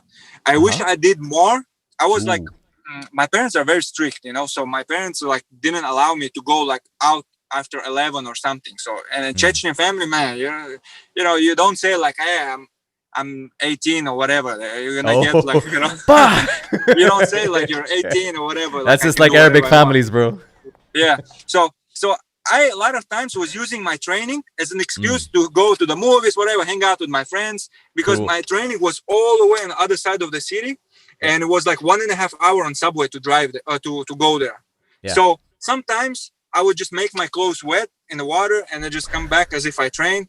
And so the reason I'm saying that, people think, oh, he trained 1 year wrestling. I never came in the jiu-jitsu like being like a wrestler. I was submitting by white belts, you know what I mean? But I did train wrestling. I learned at least something, you know what I mean? Like I was training maybe once or twice a week if you were focused, disciplined, you know what I mean? The rest I was using it to skip, you know, because I really wanted to hang out with my friends. All their parents, sometimes they allowed it, and my parents were super strict. Like I felt like a little child, like 11 p.m. I have to be home. Now I look back thinking, man, I want to be home by 11 p.m. You know, I'm older. You know. Anyway, the point is, I had these friends, and they moved to the United States. They had a brother who living here. So I thought, okay, I'm not gonna go by myself, not knowing English, to San Diego. I'm gonna go to New Jersey and gonna stay with them, and then fly back to Russia. I fly to United States, completely didn't plan to stay here. And then they tell me like, hey man, like, you know, like try to stay here, like, you know, like, and I don't know, for some reason I felt like, what I'm gonna do when I come back to Russia? Okay, I graduated university. I never really give a shit about finance or whatever, what I studied, you know. I just went to university because it was just, oh, your parents tell you like, you grow up in this mentality, like you got to go to university, you got to do business one day or whatever. As a childhood dream, I wanted to become a soccer player. And I felt like I gave up on it because my parents like was focusing. My parents wanted good for me, you know, but not realizing it from coming from average family who just likes to work and stuff. They didn't realize that it's like, you know, that I could have been way more successful doing soccer. But anyway, I'm glad I'm not doing soccer. It's kind of like, you know, a lot of those guys acting like, you know, like, like, I don't know. I don't want to say words, but Yeah. a lot of times they like whatever, like Neymar style. Like I don't want to be that type. To go from you know? jiu-jitsu and what you do to acting like a knee injury. It's more manly, you know. The jiu-jitsu is way more manly. And anyways, coming from Chechnya, like we're coming either boxing or wrestling, you know. It's absolutely. Like it's always like a fighting thing. Yeah. Anyway, I decided to become illegal, and I was just like, okay, you know, what do I have to lose? You know, worst case scenario, I can always buy a ticket and go home. Sure. And that's when my American journey started. Like no jiu-jitsu, and there wasn't jiu-jitsu introduced yet. I went. I remember working one time because I had Social Security, that permanent one. Okay. And actually, when people just ask you your number, Social Security, and not showing the card, it's still valid, you know. But when you show the Social Security card, it says only valid with Visa. Okay. So a lot of these companies, they would not ask you the Social Security; they would ask you only a number. So I was able, even though I was illegal, to work with Social Security. So I go this one time to the hotel and work as a busboy. And I remember, like, they gave me this uniform that was like 3 times bigger. So I looked like a dork, like with a big shirt, you know, like a big pants. And I remember, like, especially like when I was in Russia, in Moscow, I've been always a lot of fights, like not like I wanted, but they would always find me. You know what I mean? Like these fights always would find me. You know, someone would try to mess with me all the time. I don't know. And I have to defend myself. Maybe because I was smaller, you know. And at that time, I remember I did boxing, a little bit more disciplined boxing than wrestling. Yeah. And I used to do breakdancing as well, right? Yeah, even breakdancing. Okay. It's crazy. I did so many things. I even played on the bass guitar in a band when I was in 7th or 8th grade. Nice. Okay, so you tried a little bit of everything. I was a skateboarder. I was like so many things, man. The soccer was though the main thing. Like I think I would play like day and night soccer, and I think I was very good at it. But then I completely, you know, I haven't played. Now if I play soccer, for some reason my knees hurts. Yeah. Anyway, and going back to the Miami, I moved to Miami already. Like me and my friends from New Jersey, we moved to Miami. Like I found a job there. Actually, before getting into that job, I remember back then iPhones were like booming, and in Russia they were so expensive. So I passed by not really working for a couple of months, just buying iPhones and sending to Russia and selling them twice more. So if it's $600, I would sell for 1,300 sometimes. You know. Wow. So and I was it was perfect for me. I'm like, oh, I love United States. You know, you just do nothing, living the dream, you make money. And then it got to the point when I was even like, people were trusting me, and they're like, all right, I'm not really buying for my own money. You give me like for $1,000, send money, and I go buy it from your money, take my part, you know, and I send you. I always ship it to them, you know. Yeah. But it was easier sometimes. Don't even have to invest your own money, you know, because you have to buy it, ship it, wait 2 weeks, sell it, you know. So anyway, it was good times, you know, in terms of easy money. But then it got, you know, like it got down, like, you know, Apple started noticing a lot of people just reselling and stuff, whatever. We moved to Miami, and I went to this job as a bass boy, like I said, silly uniform and stuff.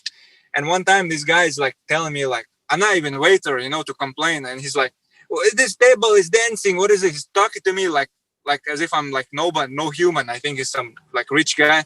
I remember at that point just looking at him and thinking like, and I was like kind of like aggressive kid in terms of like, if I feel like disrespect, I'm going to punch you, you know, like I felt like this, you know. I learned in US not to be like that. In the United States, actually, I probably had like 2 or 3 fights in 10 years. And by the way, your microphone, I can't, like, it's far, I think.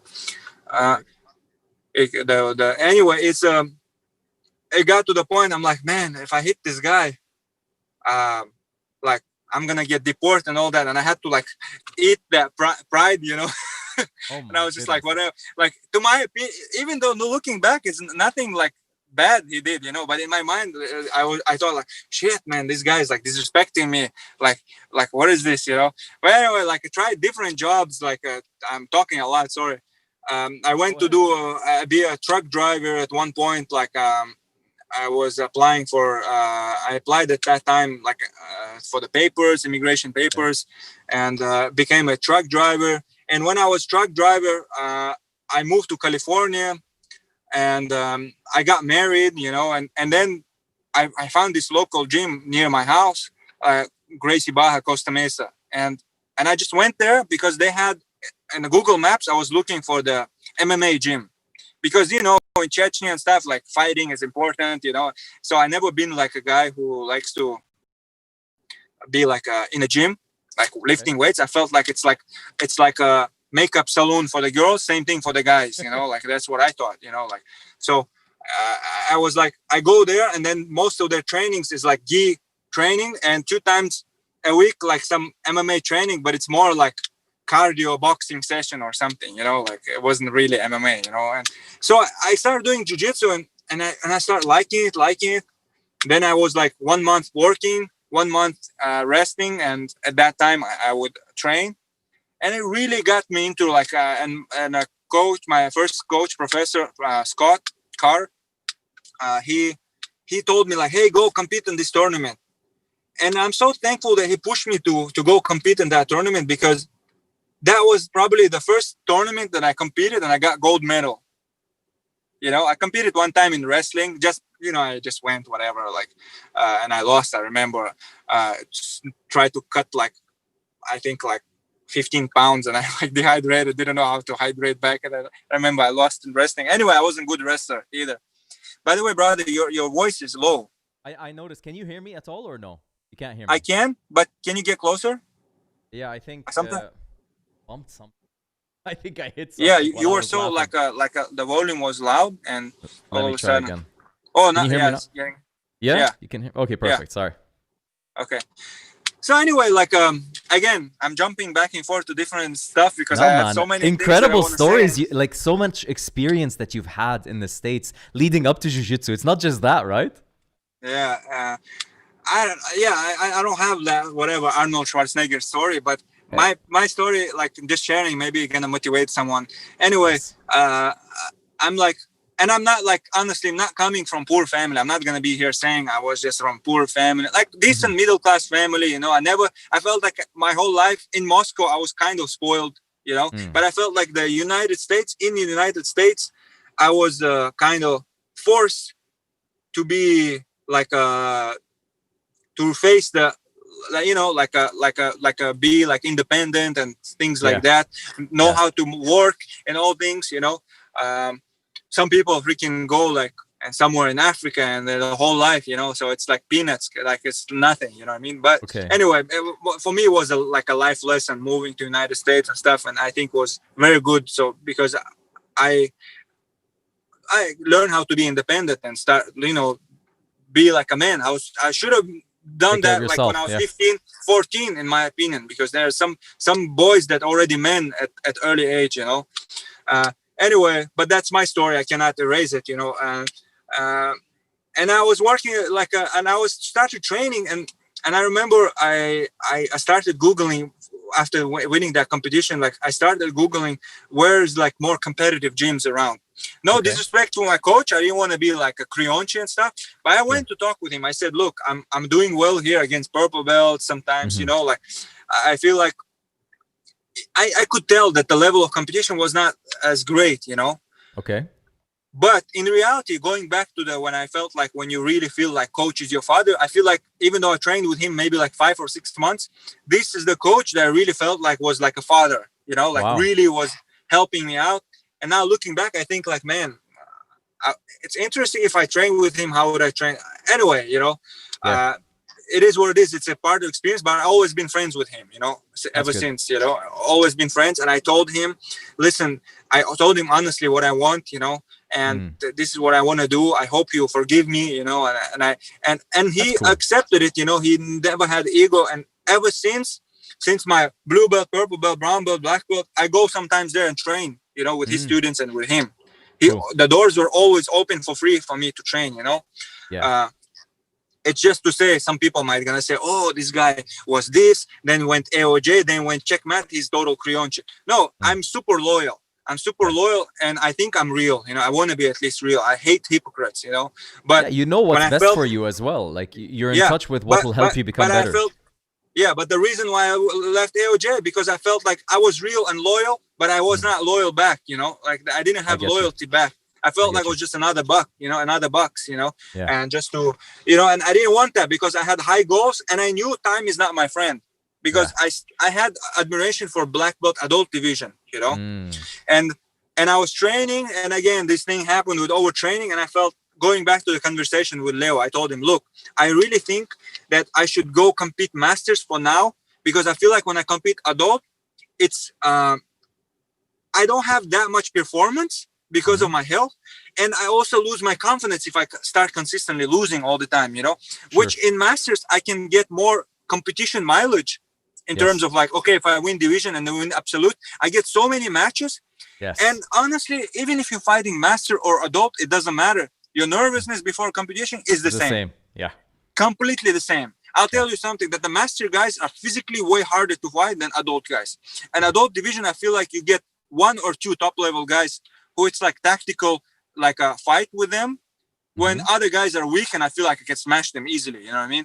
In master division, every fight is like to the death, you know. If you get the side control someone, they're not giving up that easy, you know what I mean? They're just like, man, all that TRT they're taking, you know, just like comes out like from their sweat, you know. Juice. It's like sometimes it comes on you and you start feeling, oh. Just kidding. But anyway, my point is, like, it was a great lesson for me, and Leo was the one who told me also, like, he agreed with me, said, hey, it's a good point, you know, go compete, get more experience.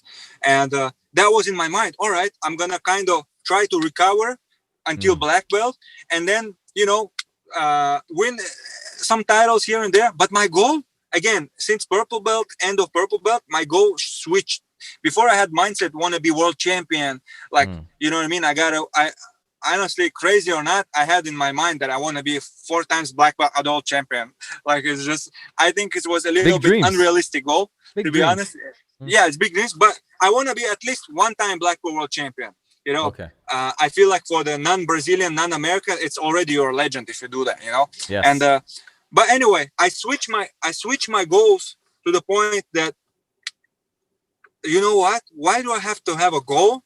That, because you got to be realistic, and I'm a believer. You know, if that willed for you, it's gonna happen. If not willed for you, not gonna happen. I believe in that we have what's willed for us from God. You know, so I don't know what's destined for me. I don't know. And I hate when the guys say, I'm going to win this match. You don't know shit, man. Even if you're Gordon Ryan, you don't know if you're going to win 100% or not.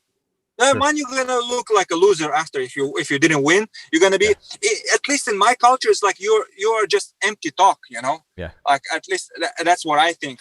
In American culture, it's cool, trash talk. And I think you just, in our culture, it's like you're not a man if you're not backing up your words, you know? But anyway, and going to my dreams and stuff, like, I thought, why do I have to be like have a dream, something that if I'm not achieving it, I'm a loser? So, and then I switched. You know what?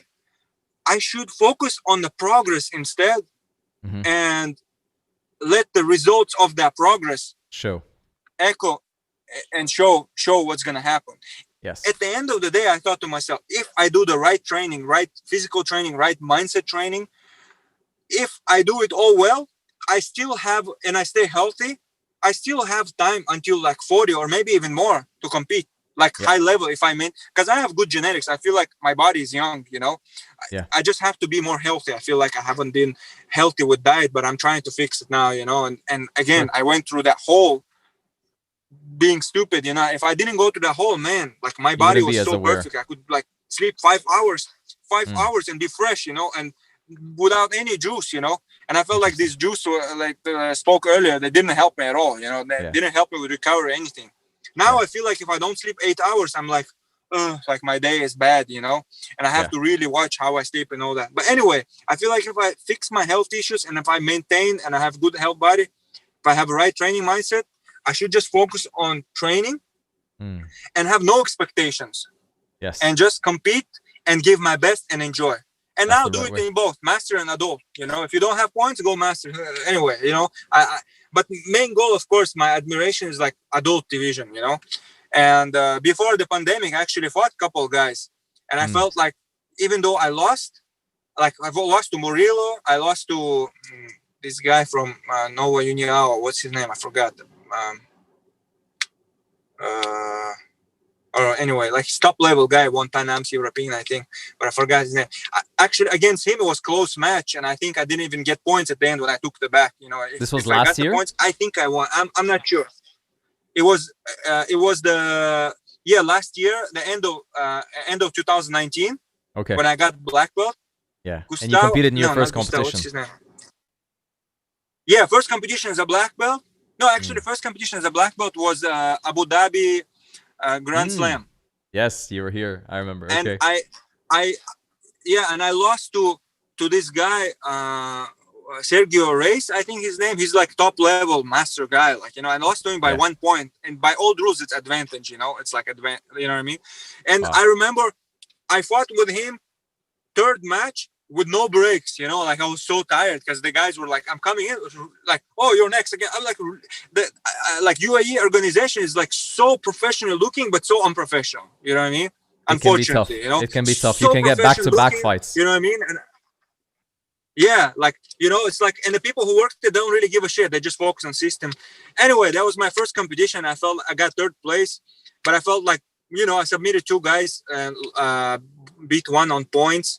Super just on wheel, you know, like I was so tired, like it was like shitty match in my, you know, when you're like grinding out like a zombie, you know, barely won.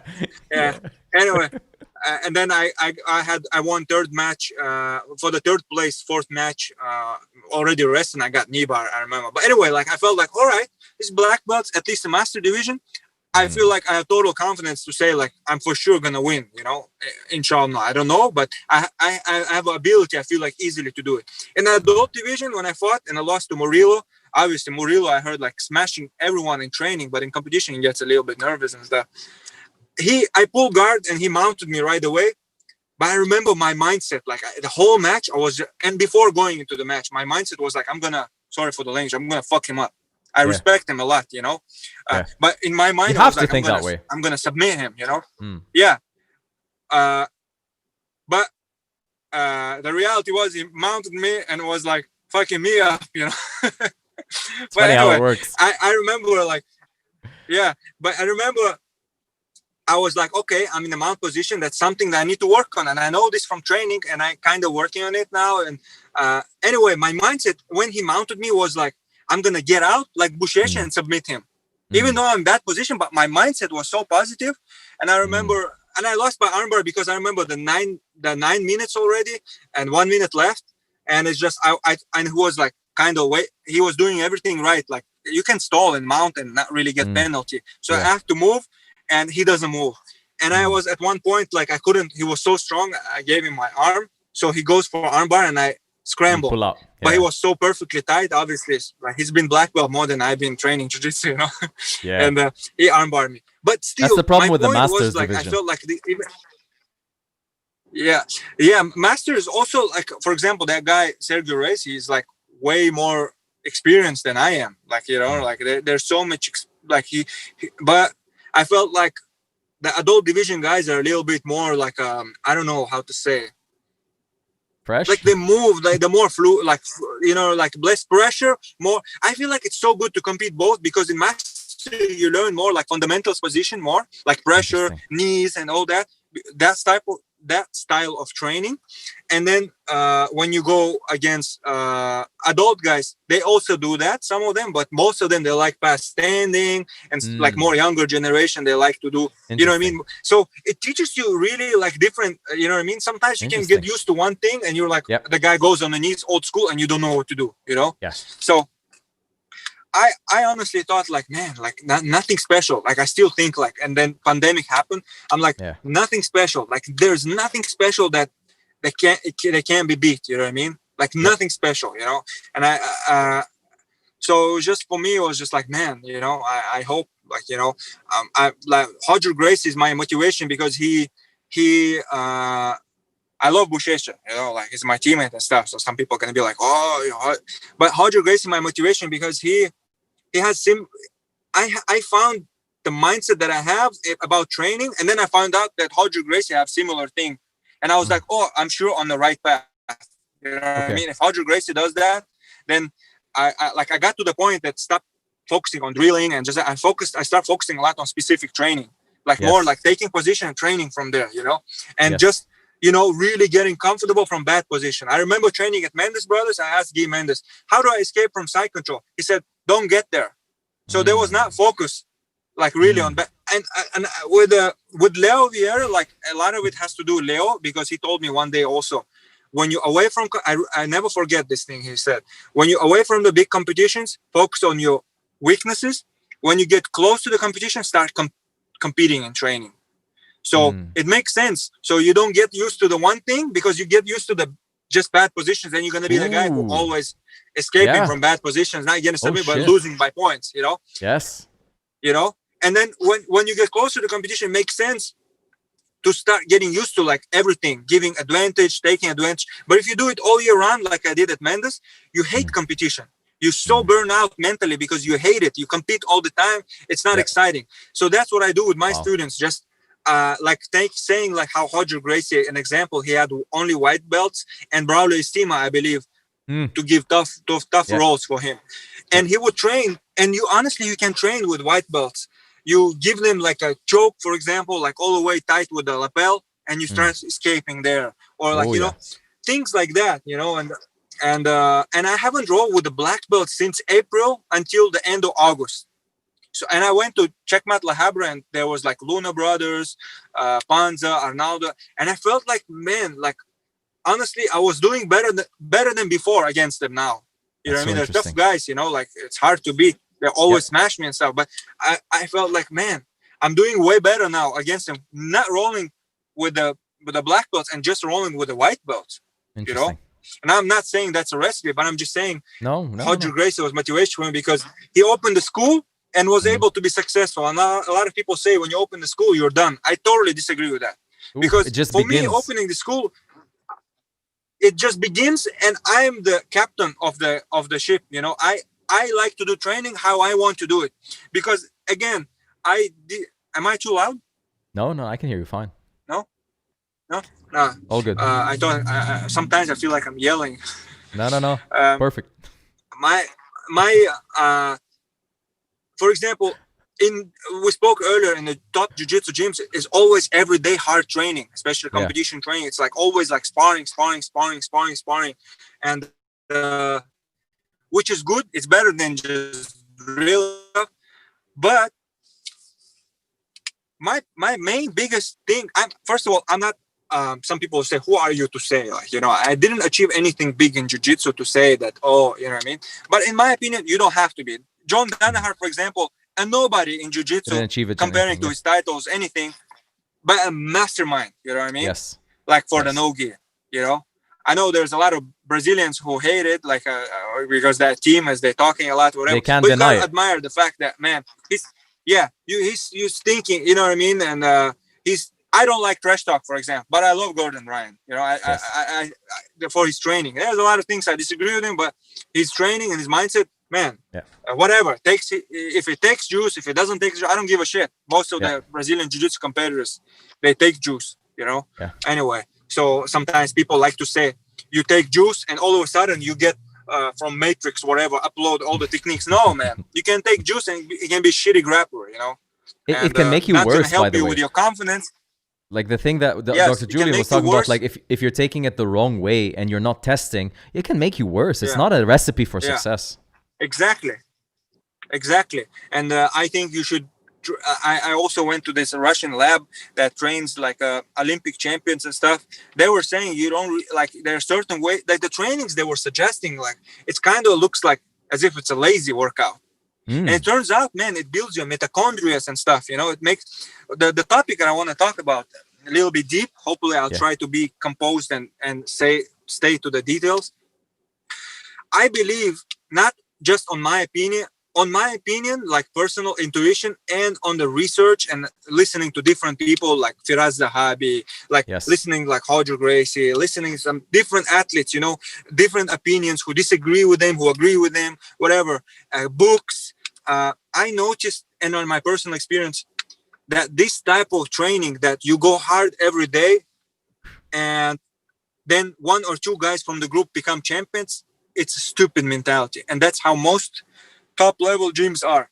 There are so many guys can be champions. They just need individual training.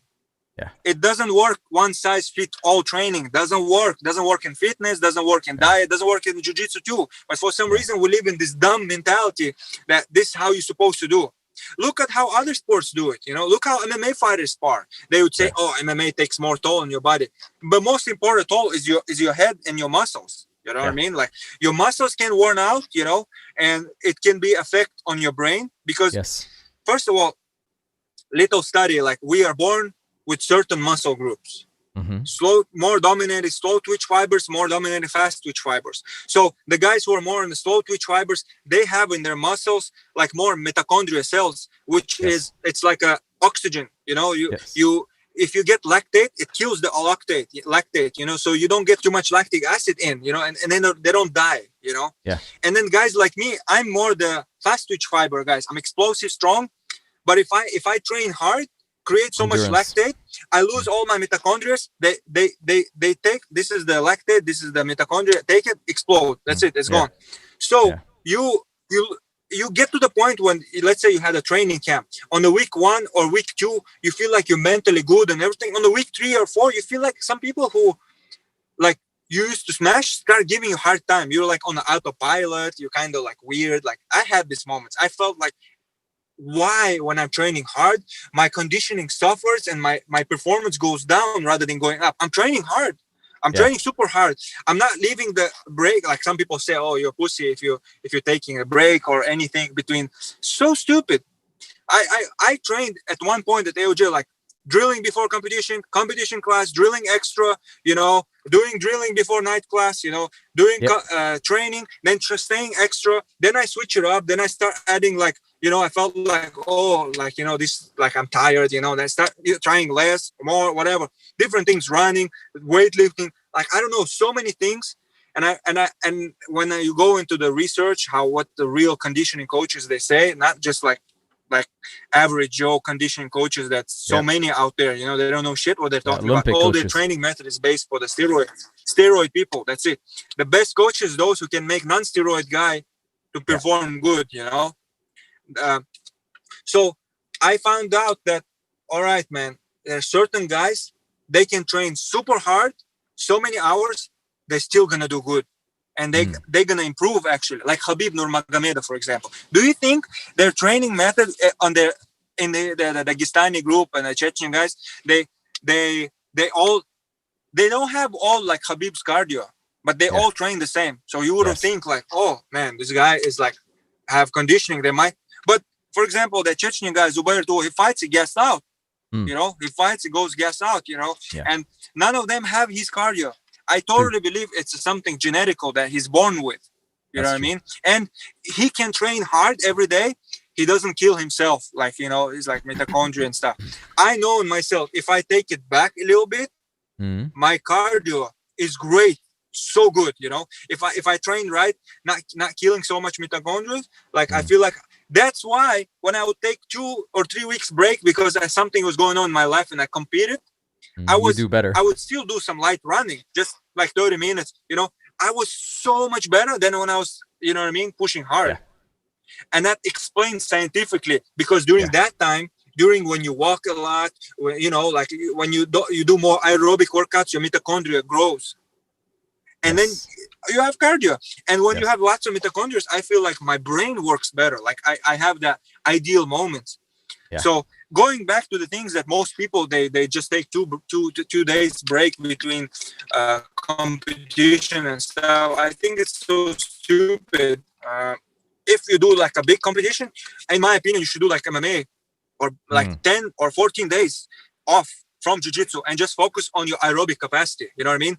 That's when you can do drills a little bit. You know what I mean? Like I'm not really advocate for drills. I used to be such a driller, but that's where you want to focus on your cardio, because that's the first thing you lose. You don't lose your grip strength. You don't lose your muscle strength. You lose the cardio, like the aerobic cardio right away, Yes. And that's, if you keep that on, for a week or at least like a week or 10 days, I think like you get so hungry for the sparring, like, and then you release it and come, you're like a tiger who's on the cage. So I feel like now I feel like now I'm now, like, for example, when I went Master Worlds brown belt, man, that was competition that I felt like, okay, I did everything perfect, how I wanted. And I just went in there with complete zero giving a shit. First of all, the mindset, complete zero, didn't give a shit, nothing. I was just like, I don't give a shit. I don't care about this gold medal, whatever, and right and left, either beating guys or beating the guy, like fully enjoying. And I notice when I enjoy, like sometimes when there's challenge, I like take my tongue out and I try to pass, like I don't know, like I really start getting into it, like, like enjoying. I got you. I feel like, you know what I mean? I feel like that thing came, all these my best competitions, it came from giving a break and not really killing yourself, you know what I mean, and training right, obviously, if you have a lot of holes, no matter if you can be mentally good and flow, but you have a technical hole, you're gonna lose, and you're gonna freak out more because you're gonna get nervous because you know deep down that you suck at the half guard, for example, or deep half or something, like, and then you end up in deep half guard. Whatever you get position. Whatever you never nervous in a position that you're so good at. Never, True. Period. If you are, there's something you just need to compete more and like get used to it. You know what I mean? But I like what you're saying. Say they're never nervous in a position. Sorry, I was just saying I like what you're saying because it makes sense. A lot of people are going the other way around, but you're not going to learn anything new 2 weeks before the competition. 2 weeks before the competition, all you really need is your aerobic capacity. You don't need your jiu-jitsu. 2 weeks, you're not going to develop it. Yeah, and look at MMA fighters, even though MMA fighters are more amateur compared to other sports, but jiu-jitsu, we are so amateur, but MMA fighters, they focus on weight cutting. They probably 10 weeks, 10 days out of their competition day or 14 days, they stop their hard sparring. Then they just do meets, like they continue the training similar to it, they run a lot. They keep their aerobic capacity, but they don't do those anaerobic trainings, when your heart rate goes max, Yes. They don't do that. And they stop. And I noticed on myself, I've done before, resting 1 day before competition, resting 2 days before competition, resting 2 days, and then 1 day before competition, just do like roll and competing. The best thing that I noticed is like, man, take a break from jiu-jitsu. Let it, like, let your body move. It's more ideal if you have a training partner who knows how to drill properly, not drill like mindless drill with no reaction, and actually knowing, okay, I do this, I go knee cut and you block it when half guard, kind of like play sparring, but really like not really burning, nothing, no grips, nothing. That's ideal in my opinion, because you actually even improving, like as if you're sparring and it's your cardiovascular is working, That's and then that's it. You go in competition, like a lot of people also can ruin everything not doing, like a lot of people, you probably know this in competition, they like to skip warm-up for the first match. Yeah. Right? Like a lot of people, or just do like regular whatever shoulder. I watched this guy, I learned it from this YouTube channel. He's like a Sambo world champion. And I noticed a lot of guys in Russia do this. And I was like, wow, man, this is cool. Like in US, not many people focus on that, They do hard sparring before the match. They go and they do like freaking hard sparring before the match. And then I noticed Firas Zahabi talking about it. I like this guy also, like he has this podcast, Ask Me Anything. Like he was saying, you are either too energized or low energized, so you have to pump the heart, So, and then I go to this lab in Russia. They said you should not do like a super hard sparring. You should do like 2-3 minutes, like sparring. And then take a break and do it again. So they're taking it more scientifically. The other guys were just saying like, like a bro science. They would put like 6 minutes and do sparring. It makes sense actually what the lab said. They said, do like 2 or 3 minutes like sparring, spike it, get the rest, do it again. So what happens, what I noticed, like if you had any kind of little anxiety, it's gone. Yes. Because you're warm, you know what I mean? And you're going in physically also in the first match, like ready to smash, man. You're like, man, like I noticed. I do it without warm up. It's the same person, me. You know what I mean? Like why all of a sudden, like I'm more nervous, and I generally don't feel nervous. Right? Like so nervous and stuff. I don't feel it. I feel like I learned it. I felt before super nervous. I learned it in certain things. If we have time, I'll say the tricks for the viewers as well. But I feel like the warm-up thing helped me so much to come in and to have a good match, you know. And what can happen, you might even win first match without warm-up, but you're gonna be so exhausted and tired. If they call you too early for the second match, you're done. Yeah, you're gonna be done. And that's what you know, like I feel like these are the keys for the most people. And talking about the training that most people do, like in like mostly it's in Brazilian gyms, you know what I mean? Like, because it comes from the culture, just like everyday porrada and a lot of stuff like that. In Russia, they have same thing, you know, like they just go hard and stuff. But if you really look at the Olympic level, like wrestlers and stuff, they don't spar every day wrestling. Oh no, They have one day a week when they have sparring day. The rest is like specific training, certain position, light sparring from those position, drills, like drills with reaction, not just regular drills. And then Wednesday sometimes it's just weightlifting day, you know, and that's it, nothing else, you know. And I kind of start applying that training method for me, and I feel like it's working very good. Like I for me, the ideal training is like if I have hard sparring only twice a week. That's it. If it's getting I don't know, like more away from competition, maybe once a week.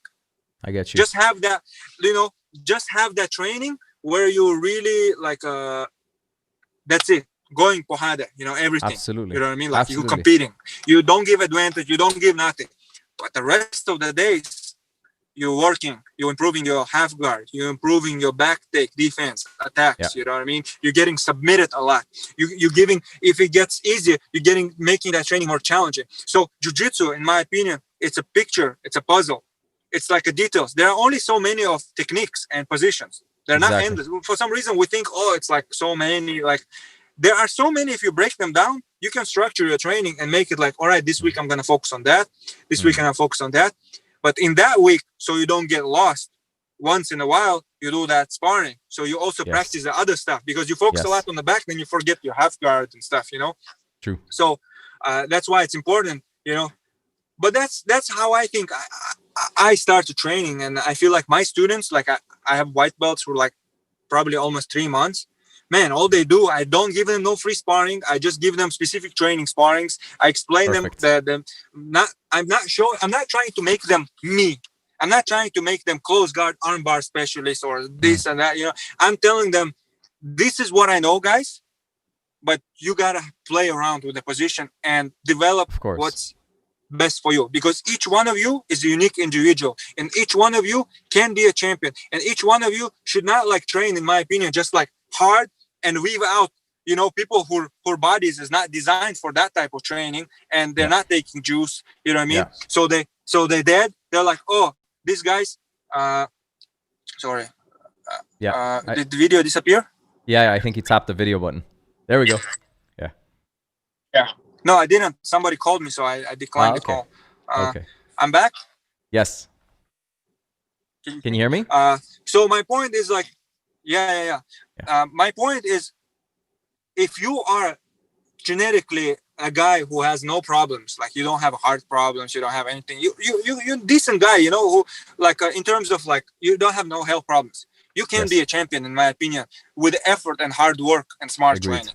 Agreed. It's so unfair how a lot of these gyms teaching that it's like, oh, this guy, he was born to be a champion, this and that. No, it's not, you know. Man, I'm so sorry. Somebody keep calling and interrupting the. No worries. It happens, man. You know, Saeed, an interesting thing. I've been doing. This is the 62nd episode of the podcast, and I've gotten to meet people from all walks of life in jiu-jitsu, and I talk to them about this, and I ask their mindset, their performance, what they do for competitions, and it's funny, man. You listen to enough people and talk in depth with them in jiu-jitsu, and some things start rhyming. Some things start sounding close, not the same, but very close. And you realize, man, the successful jiu-jitsu athletes are touching on something that is exactly what you're saying. It's not the everyday porrada. None of them. None of the guys that I talk to that are very successful, they never say it. They never say everyday training. Exactly. And some of them do. Like, I can tell you, the Mendes brothers training everyday porrada. You know, it's just go nuts every day. And that's when I learned it. And I was like, you know what? I started late. I got to go double everyday porrada. And I went double, you know. I remember Mikey Musumeci came to our gym and was like, fuck that. I'm not going to train like this, he was saying it's stupid. Actually, if Yeah. you know Wow. that Mikey Musumeci, when he joined AOJ, that's where he lost, and then he left, and then he went back to his training, and then he won worlds and worlds after year and year after year. You know what I mean? That's so Because interesting.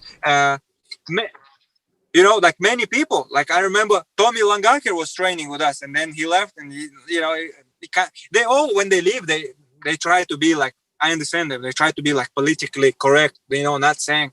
I was the one who left, and I just like pretty much throwing middle finger, and I didn't even say bye, because I felt like betrayed. I felt like I'm so loyal, and then I don't feel back, and I don't know. I heard rumors that that they also played something that I'm Muslim or something. You know what I mean? Some things, I don't know. It's up to them. Anyway, I didn't like that, and I'm so happy that I made that decision. You know what I mean? And I'm so thankful for a lot of things that I learned too. But again, there are people who think like everyday Pohada is like this, and there are people who might take juice and it works for them, and there are people who might don't take juice and they can do it. Sure. Because they are gifted with a certain gifts. They're more conditioning gifted rather than strength, and then some guys more strength and explosive gifted rather than conditioning. So you notice how a lot of times MMA fighters, they go and gas out in the round one. You think they're not conditioning people? You think they just don't know how to use that battery? They just step in, boop, battery goes down, and they die. They don't know how to be efficient. Very true. That's the thing. So if you learn how to be like not giving all the power in the punches, like you know what I mean, you kind of go 60%, so you like more volume rather than like strength and explosive, your battery stays up.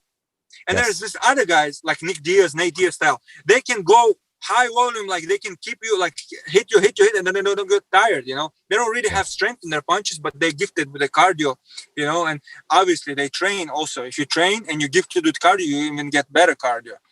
But that's what goes down to people. So I think the viewers, whoever, if they had problems with that, should focus what type of person you are. It's not what John doing, it's not what Michael doing, it's what works for you. It's what like I noticed for me, 1.5 hours in the morning, 1.5 hours at night, no more than that is the best training. I trained 7 hours before, 7 hours a day, and I trained a bit less. I trained like the maximum I trained 7 hours. I noticed that I'm not really progressing at all. I am progressing when I train 1 or 1.5 hour more than just like that, like crazy progressing, always every single day going home with improvement. When the rest, I feel like I'm just plateauing or even going down, because conditioning wise, I feel like going down. And that's the weirdest thing, because if you're conditioning going down while training hard, something you're not. Some people say overtraining is bullshit. It's either overtraining or you call it under resting, but it exists. Your body cannot handle. For sure, something. It exists, man. You're doing too much. Yeah, it exists 100% in my opinion. But it doesn't mean that it's your excuse or anything. Some people like to say, "Oh, overtraining." They train once a day. If you're training once a day, you're not overtraining. Like it's something. Maybe you are, because there might be some other stresses in your life that you're not dealing with, and training is another stress on your body. And so I take my word back. It could be overtraining in your case, you know what I mean, but it could be that you just poor time management and poor management of your daily routines. For sure there's something that you can improve to make it better. You can't just say, "Oh, I don't have time." You always have time. Otherwise, I don't know. You always find time to be on Instagram for 30 minutes or something longer. There's always time. Everybody talks about they don't have enough time to achieve their goals, but they seem to have a lot of time to do things that don't take them anywhere, like social media, watching Netflix and things like this. So there's always time. Go to the beach. Go to the beach, do this and that. When you look at the stories, they're like, "Oh, I'm here and there, I don't have time to train or this," but they have time to do other things. And I'm like, come on, man. If you, at least, you don't have to become it, but you don't have like 1 hour, 1.5 hours in your life to work out. That's it. What kind of life you're living, in my opinion? It's like, man, just a bunch of excuses. And unfortunately, people live in their lies, and they truly believe what they're saying, unfortunately, like that, But if you work on your time management, if you do these things, you're going to notice like, man, there's something to improve, Like I live in California, man. I think I went to the beach I live in California 8 years, probably less than 30 times.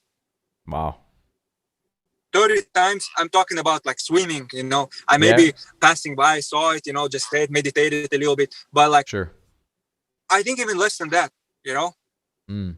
like even in this apartment complex where I live, it's like a nice pool and all that, You I've never been touch living it. here for over a year. First time I went to the pool was last Saturday. First time. You probably said, man, why didn't I do this before? Yeah, like I went to jacuzzi 2 times, maybe it just was part of training. So I was okay, I'm when it's part of training, I'm like, okay.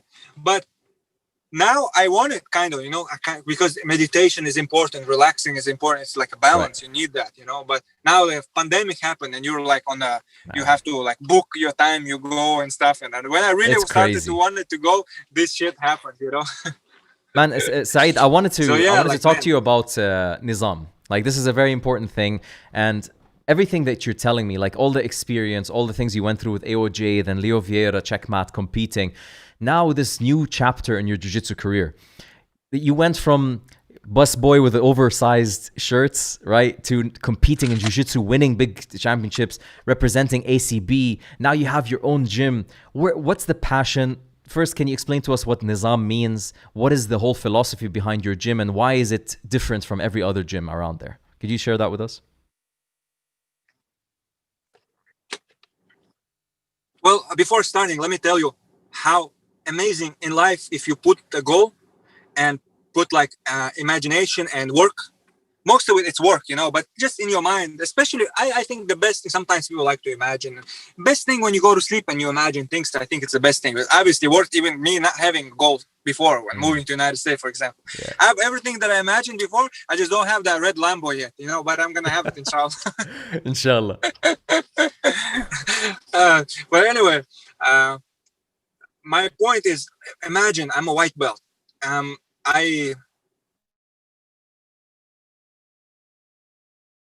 I knew, all right, man, you, so for the language, kind of fucked up on your dream with a soccer, but you have now this chance. You always wanted to be in sport.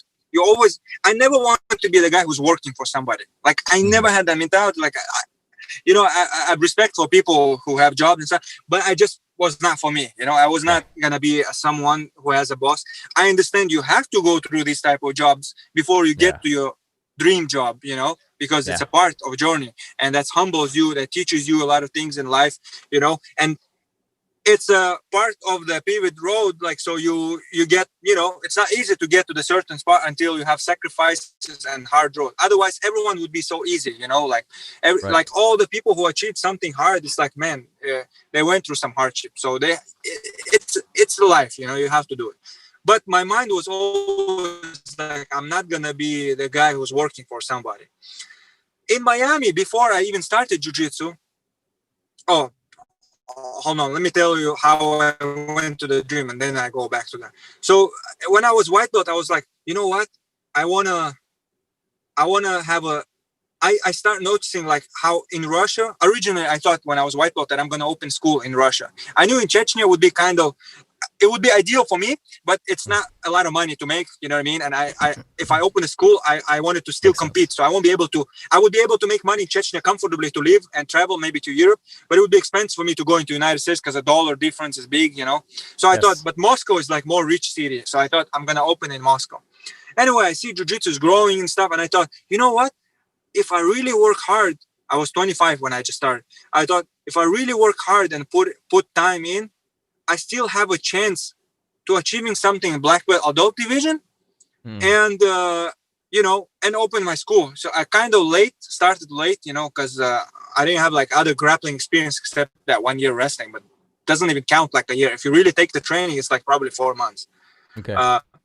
Anyway, like I'm thinking like, okay, I gotta do it. And white belt, I had this dream that I'm quitting the truck.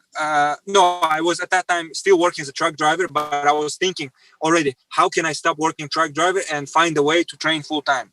Okay. And everything in my life kind of was just like, everything's worked out for me like perfectly to reach to my goal.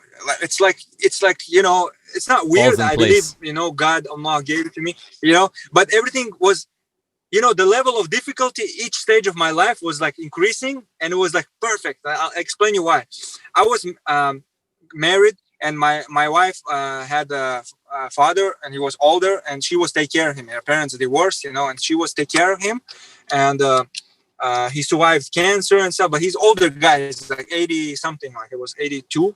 Okay. So I I moved in. We lived there, you know, like because it didn't make sense for me to rent my own place and then I go work as a truck driver. So I prefer that my wife would stay with her father, you know. Okay. And when I come back, and he was cool with that. So pretty much I didn't have to pay rent. You know, I didn't have to pay rent. Gotcha.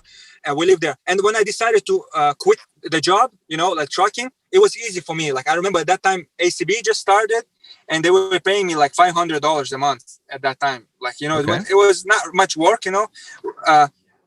It was cheap money for the US, you know, but like they thought for not much work, and according to Chechnya, it was good salaries. I always compared everything how in Chechnya, you know, and I was like, and I was shy to say like, man, come on, like $500 is like nothing.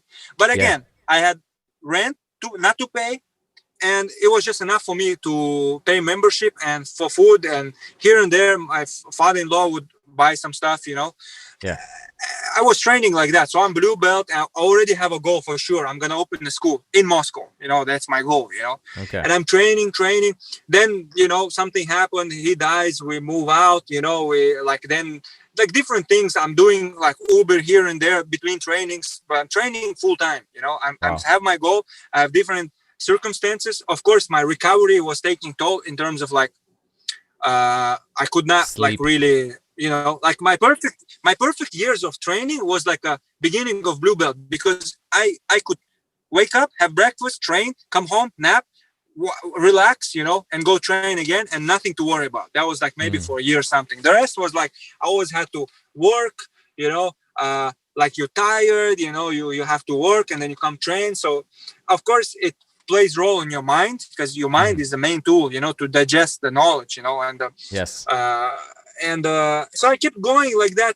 And the funny thing, what I'm saying is, like, when you have a goal and you put in mind and you work towards it, even though it feels like you don't really know how, like back then I didn't think, how the heck I'm gonna open the school. I know to open the school I need some money and stuff. Yes. I didn't have that much money to open a school, and I could have just stopped right there. But I believed it. I said, I don't know how, but I'm gonna do it. You know, somehow I'm gonna do it. Somehow it's gonna work out. Worst case scenario, I told myself, I'm gonna have a job that I love to death, and I'm making just a little bit to live. I'm way more happy doing that rather than being some businessman or somewhere that doing the job that I don't really like. I knew I really love jiu-jitsu. I like it. I know I'm happy when I'm doing it. And, you know, worst case scenario, I'll find a way to either be hired as a coach or something, just to live poor. But like, you know, I was not afraid of being poor. You know, I'm like, I don't.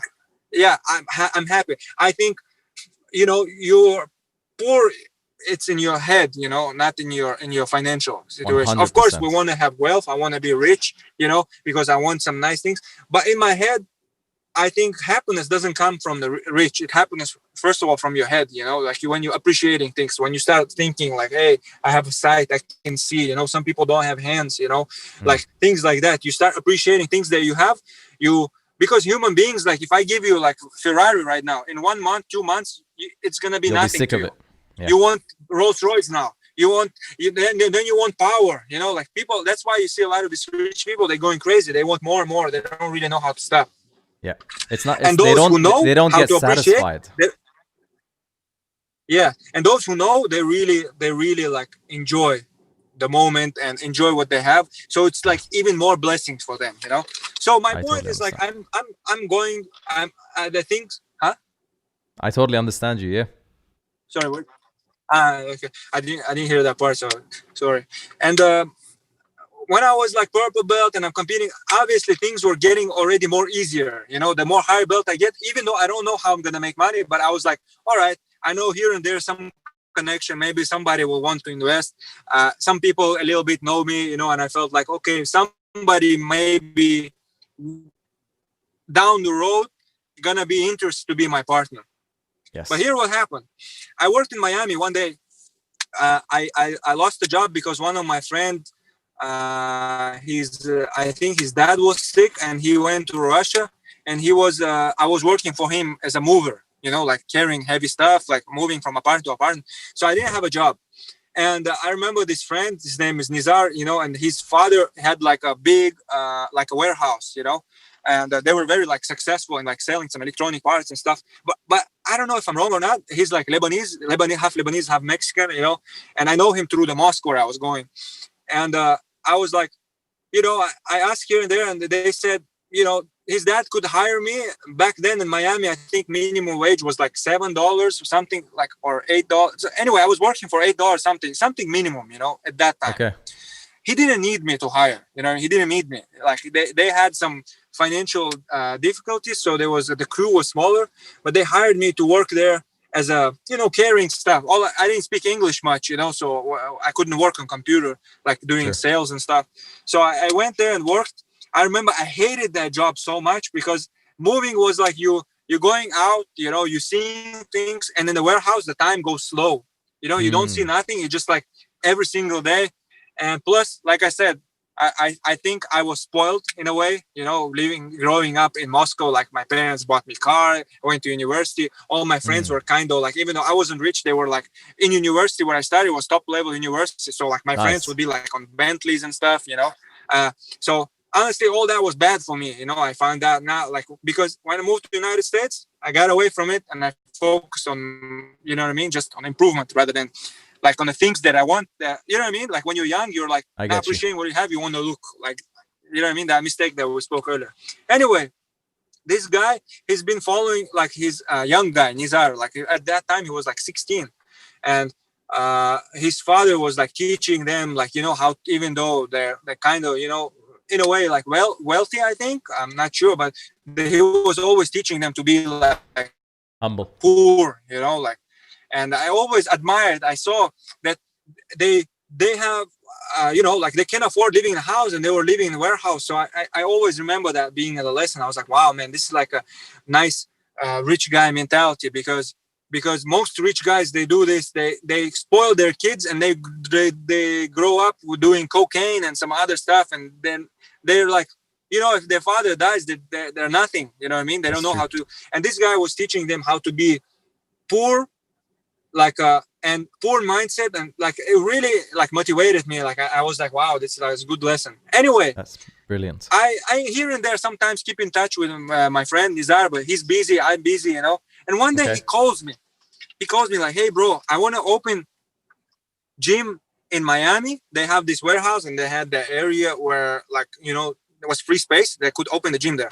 And he's like, do you know, like, since you're involved in martial arts, like, who should I talk to? Like, who should I hire? He just came for the advice, not knowing at that time I'm looking for the investor for the gym. It's crazy. Nice. Crazy how it works out. And it's by the time of the brown belt, how perfect timing it was. Wow. It's like when you look back, I'm like, man, the story was meant to be, or totally like God's will for it. You know what I mean? Like, it's like these things, not coincidence, And he's just like, and plus I trust the guy so much. You know what I mean? Yeah. You can be some investor, like, I'm totally like trusting the guy because I know he's not going to try to rip me off, and he's honest guy, and I want to deal with only honest guys, and anyone would want to deal with honest, and I want to be honest to him. He's honest back, but I knew myself, but I cannot answer for the other person. So I knew for him that he's honest from his family and stuff like that. That's so amazing. He tells me, and I tell him like, bro, you have no idea. I'm not interested to be hired as a coach and stuff, but I'm actually looking. He wanted like for like MMA gym. And I told him, you know what? MMA gyms, they can be successful, but most of them, they don't really make money on memberships and stuff. They more like make percentage from the fighters if the fighters get successful. Like, people are soft. They don't want to punch in the face and stuff. But jiu-jitsu makes a lot of money if you become successful, especially a lot of kids and stuff. Yes. And I told him that I am looking for the partner, and I want to do like, 50-50, you invest, wow. I do the job, and we split the money, like I wanted that, and he's like, right on, man. Like, that's perfect then. And that's how, and we went from almost opening the crazy nice facility in Miami, like 12,000 square feet, to a small little tiny like gym right now, Neezam, but we're gonna grow inshallah. And actually, there's looking back, I thought, man, that sucks. I had already like, I'm gonna have massage place, I'm gonna have cardio place, I'm gonna have kids room where they can play and parent, you know what I mean? A PlayStation room, like many different things that for the athletes to live, like bunk beds and stuff. I had these ideas, and then I went from because we don't have to pay rent. Imagine the huge place, 12,000 square feet. I don't know how much in the meters. But it's huge, man. It's like bigger than Atos, bigger than, like it's a huge place, Yep. And turned out that the city permits or whatever, they were not allowing because on second floor and there was a glass window. They didn't allow it, we can still do it later, but right now it's kind of like taking time. And I wanted to start already. I was getting black belt. I wanted to open the school. So we decided, all right, let's go to California then. And I was looking for a bigger space. And then we had this mosque right next to where Neezam is, and they were asking, they have a kids school there. And they said, hey, can you take this place? Because some marijuana shop was going to open there. And they said, man, like, please, like, take it, like, because we have kids school and you're going to get like a kid students from the mosque, you know what I mean? Because they have like from first grade to 10th grade, like a school, Yes. And I was just like, man, from the things that I imagined, like, going to the school that doesn't even have shower, just a mat area and office. It's common in US, most gyms, they don't have showers, but I had this like, man, like an amazing facility, And I was like, all right, we'll go there. And then pandemic happens. And I'm like, man, thank God we took like a smaller place, because it's like, you know what I mean? Paying, couple $1,000 up to like 15 or something, for sure we would go broke, because my partner wouldn't have time to, you know what I mean, to make those payments. Of course, maybe it would survive 1 year or 1.5 years, but then it's done. It's counting on me also to build it. Yeah. Anyway, so this happened still, affecting a lot on us, because I don't really have a lot of students to cover the rent yet. Almost there.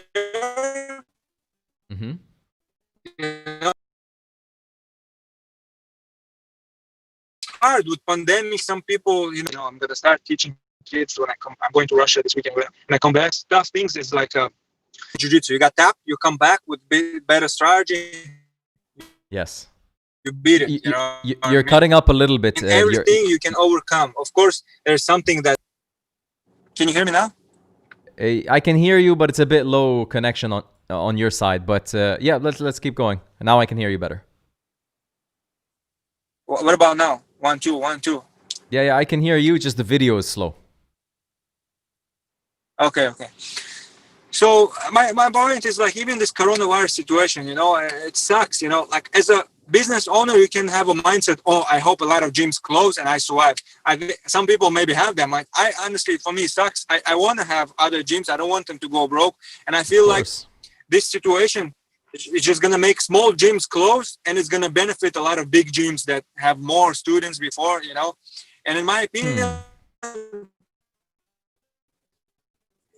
everyone should fight for it, try to help each other, because it's good. Because if the small gyms close, maybe my partner has the funds and we don't close, because, but somebody maybe don't have funds and they close. It sucks, they work so hard and they've been hardworking, but they cut in a situation where they have nothing to do. Yeah. But, I believe, we're going to go through this, hopefully, of course, some of our freedoms already taking and will be taking, but as long as there's people who allow it, and people who are brainwashed. Anyway, it's a different subject. But my point is, we opened the school, bad timing, but if we survive this, if we survive this and can grow through this, without it, and we're growing, and without it, we're gonna for sure elevate like a higher level and hopefully get more students, and then we expand. We still have the goals opening in Miami and Neezam. You asked me what it means. It's a Chechen word, but it also like Arabic language. I think Afghan also say that word Neezam. In general, it means like an order, discipline, Yes. And I like that word. I always wanted to have a name of my school, like a roots to my origins, where my roots are, and something related to martial arts, something related to martial arts. But Saeed, listen, I know this pandemic is a very exceptional time in history. But like you said, everything happens for a reason. Rather than getting a 12,000 square foot or square meter, I'm not sure, gym, you ended up getting this one. It seemed bad, but now you're thanking God that that happened. Man, everything happens in a way for the reason. And I believe that life will guide you, whether you believe it or not. The most important lesson I learned in my life, Saeed, when it comes to financial, when you try to be successful, right? You rarely and focus on yourself, you never gain wealth. When you forget yourself and focus on others, truly and genuinely focus on others and help them grow in life, help them fix their like really genuinely sacrifice yourself for people, you get wealthy. It's funny how the world works. And jiu-jitsu is a real gateway for this. You change people's lives. Yeah, so in life I noticed, like, obviously in our religion is like you always want to do good, you know. You're hoping for the best and a hereafter and stuff. But I noticed in this life also, like, if you're just doing good, you know, it's always come back to you. You know what I mean? If you mean good, if you're jealous for somebody, you're only killing yourself, you know. Exactly. I try to be the guy who I don't feel jealous for nobody, you know. Of course I have some people, maybe I don't like that person, whatever, you know, but I don't try to make it I try to free myself from these things. I know it's in life, the more you give, the more comes back to you. Yes, that's so true, man. That's so true. Especially if you have these moments when you're like, maybe you only have $100 in your pocket and you gave 50 away. That's more huge than when you gave $1,000 when you have 100,000 on your account. Yeah. You know, it's like, you know, it depends what you gave, you know, not how much and you always can give something. You always can give something, you know. You can give time for something. You can give advice. You can give love, attention, you know, something. It doesn't have to be financial. When you wish someone good, you're doing good, I'm telling you, it comes back to you. And that's how it is, man. I have so many examples in my life when, you know, it's just, you know, by the way, just to let you know, Saeed, like your internet's delaying, so you're gonna hear me 10 seconds after I talk. That's why there's this delay. Oh, let me move my car a little bit forward. Maybe we catch better. Where is it? Maybe we drive it into the wall. Yeah. So, oh, this is epic. Wall. You're driving around your building. Is it better now? Let's see, man. It's better now? It's still a bit low. We'll see. Hopefully it works out. But listen, I mean, with everything that you're saying, can you hear me, by the way? As long as you can hear me, we're okay. No, it's not. I can see that it's not. Yeah. Oh. Shit, that's a long delay. Yeah. How long can we do call back? I know sometimes when you call back, it's getting better. Try to reconnect. Try to reconnect to the Zoom again. Like go out and reconnect again. Yeah. So I do leave and then come back, right? Yes. Okay. I don't want to mess up. 1 second. Oh man. You gotta love it. He has his car next to the Wi-Fi router, so he can't get it. Let's hope he can tune back quickly. Hope you guys are enjoying it so far. Tahsin, I see you, brother. I don't know if you're still there. Привет. Can't read the rest too much. Привет, Saeed. Nichego ne poniatno. I'm not bad, man. I can read a little bit of Cyrillic. Ashraf Shishani. Habibi, are you still there?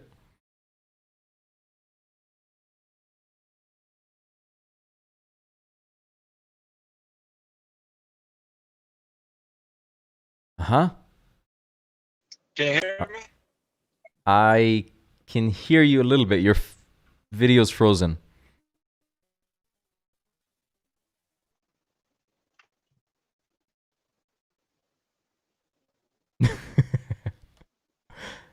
Oh my goodness, man, that sucks.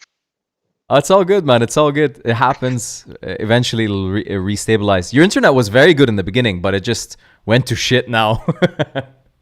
Yeah. Maybe they're like, oh man, this guy's taking a lot of gigabytes. Cut him. Are you on data? Or you're on Wi-Fi? Yeah. No, on my data, phone data. Oh no! Oh no! I hope this doesn't do huge damage on the data. No, but it's unlimited. Ah, okay, man. Unlimited. They just don't expect you Yeah. to consume too much. Yeah, man. So going back to what I was saying, about Neezam, my goal is actually, in the beginning, I wanted to like more like goals for the champions and stuff. But my goal is, of course, I want to have here some champions and stuff. But Sure. majority is not competitors. My goal is to really have people who have some insecurities, make them confident people. Uh, Yes. know how to self-defend, know how to have a martial arts codes, have honor, respect, loyalty, and like learn a lot of these like important things in life. How to be humble, Yep. like have a healthy ego, um, things like that. So that's what I want to teach my students. And like I said, I have a more, like some methods that most jiu-jitsu gyms doing it differently. We'll find Mhm. out with time, how We will. would it be successful or not. But I feel like it helps me personally improve way faster than I improved before, So, you know, Oh man. hopefully, yeah, we will be successful in that and grow. We see more Nizam schools in different Yes. parts of the world, like That United I find States that and Russia. I find it interesting, Saeed, and I have to say, and for anybody listening and in the future who you talk to, I think the US as a market lacks a place like Nizam. And I'll tell you why I think this. And it's not that it's specified towards a certain target market, but the way you run it, your personality, the community that you are around. I think, especially with the rise of people like Habib Nurmagomedov in UFC and people's awareness of your regions, right? Capabilities in this combat world, I think it's the right timing to open. Post this pandemic, I really see it being successful. Where you're doing it, maybe in the Middle East, in Russia, but the thing is, like, to keep that brand, keep that consistency, and I think you guys will do great.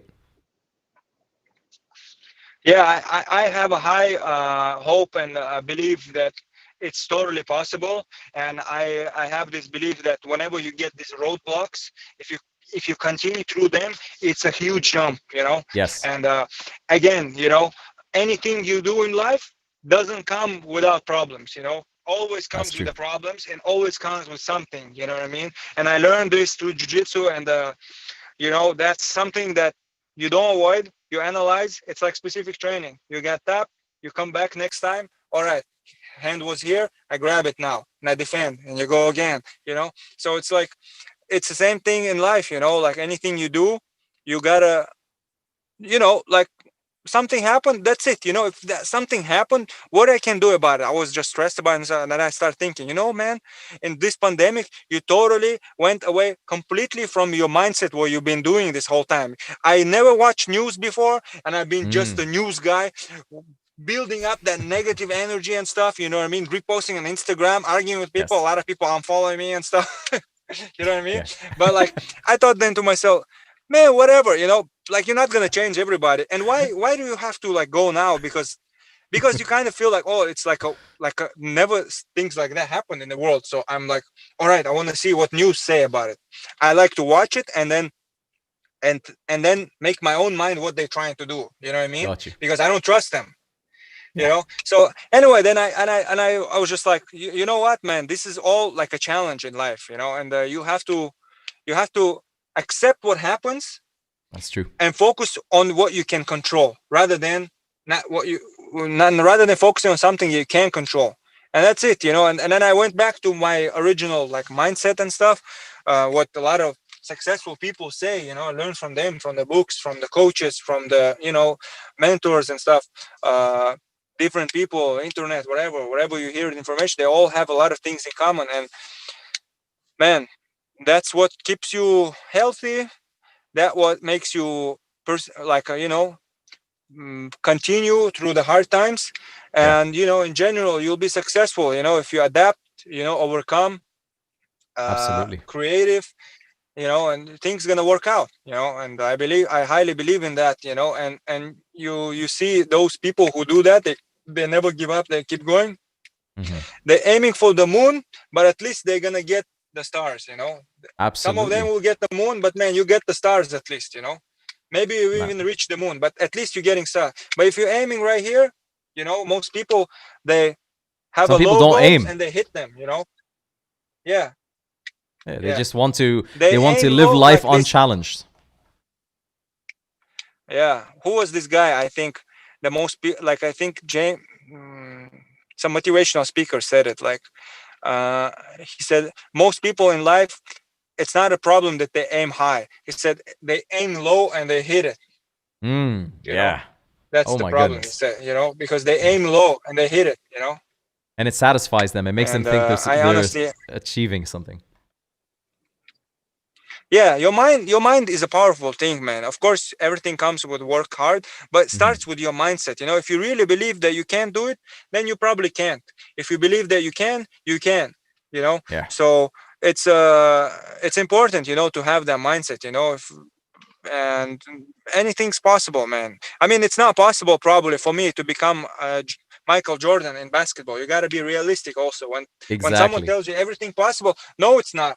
Not everything is possible, but there are a lot of things in your hands that you can change. You just got to look for the clues, you know. All right, maybe you have gifts for I don't know, for the mathematics, and you want to be a volleyball player. You're Mm. not gonna be a volleyball player, you know. Like, You got to look where you're recognize. gifted, analyze things. Yeah, look for the things that you like, and try to match the skills that you have for certain things, and go for it. You know, I totally knew that I'm good for the sports. I always, whatever sport I was doing, I was like, man, like, I felt like I can learn it. You know, I never was. You know what I mean? So, and then jujitsu was something, that sport that really got me hooked. You know what I mean? So out of all sports that I tried, like, really felt like jujitsu was really, like, I was not forced to push to train, you know what I mean? All the other things, I was just lazy and stuff. I was just, you know, always here and there running and stuff, you know, but like, not really forced, like, didn't want to force myself to train. Jiu-jitsu, I really forced myself to train every Yes. single day because I enjoyed it. It's not, you can't even call it force, you know, like you know, like, I was just enjoying it, you know what I mean? And that's what I found. You can be great at something, whatever, you know, if you put in time. And Yeah. I noticed, like, the most, sometimes I'm being too hard on myself. I'm thinking like, man, you lost to this guy, you know what I mean? Like, for example, some world champion and stuff, and you're like, how come they're doing good, and like, purple belt, uh, like, adult division winning, and I feel like in training I smash a lot of them, and then you can't, and stuff like that. But honestly, there's a few reasons to it. Either you're training wrong, and it's not your time, you know what I mean? Like, I noticed in my situation, it was training wrong, and it probably wasn't my time, because when I look back, I'm like, man, you're training less than those people. Yeah, you are gifted in certain things, you're, maybe certain things come to you naturally, but like, I look at some people, like, most people, for them, like, to be like successful at something takes like 10 years, if they're Yeah. really working hard, 10 years. You know Minimum. what I mean? Like, and then from there, if you look at the all guys who competed, like, became black belt world champions, they at least trained for 10 years. Some of them Yes. achieve earlier.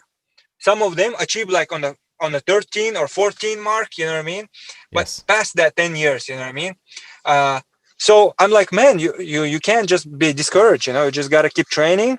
And, you know, maybe I tell myself like that. Maybe your story will be more amazing. You become black belt world champion, and you never won an adult in first place, you know, and then you know what I mean? You never know what's hidden for you, so never give up, you know, because you never, Absolutely. don't take those experiences like that, you know. And in my opinion, on my base experience, like, I never had nobody beating me in competition that I felt like, oh man, that's it, that's a level I can't reach. I felt Mm. like, yeah, it was like, you know, It was like inches. something fixed, like, you know, like, always it's right there, you know what I mean? Yeah, And I get another you. thing is a training. You know, good advice for younger guys. It's a training. If you're always competing in training, someone else, like, a lot of people like to say. I used to say that. You know, I'm a great example. Oh man, I beat this guy. He's a world champion. I beat him. He goes win the tournament. I lose in the semifinal or quarterfinals, or, you know, like, or in the Mm. final. Yeah. And I'm like, how come, man? What's the deal?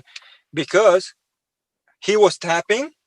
he was getting smashed in certain position and improving from there, and I was just building my ego. I was just beating the guy and doing the things that I already know how to do good, but not really doing the things that I suck at, you know. Not And completing your game. I'm, you know, no matter what your level, no matter what your level, you have things you have to improve, you know, and you have to improve them, because when you get to the positions, you're gonna be so nervous. Your cardio goes down.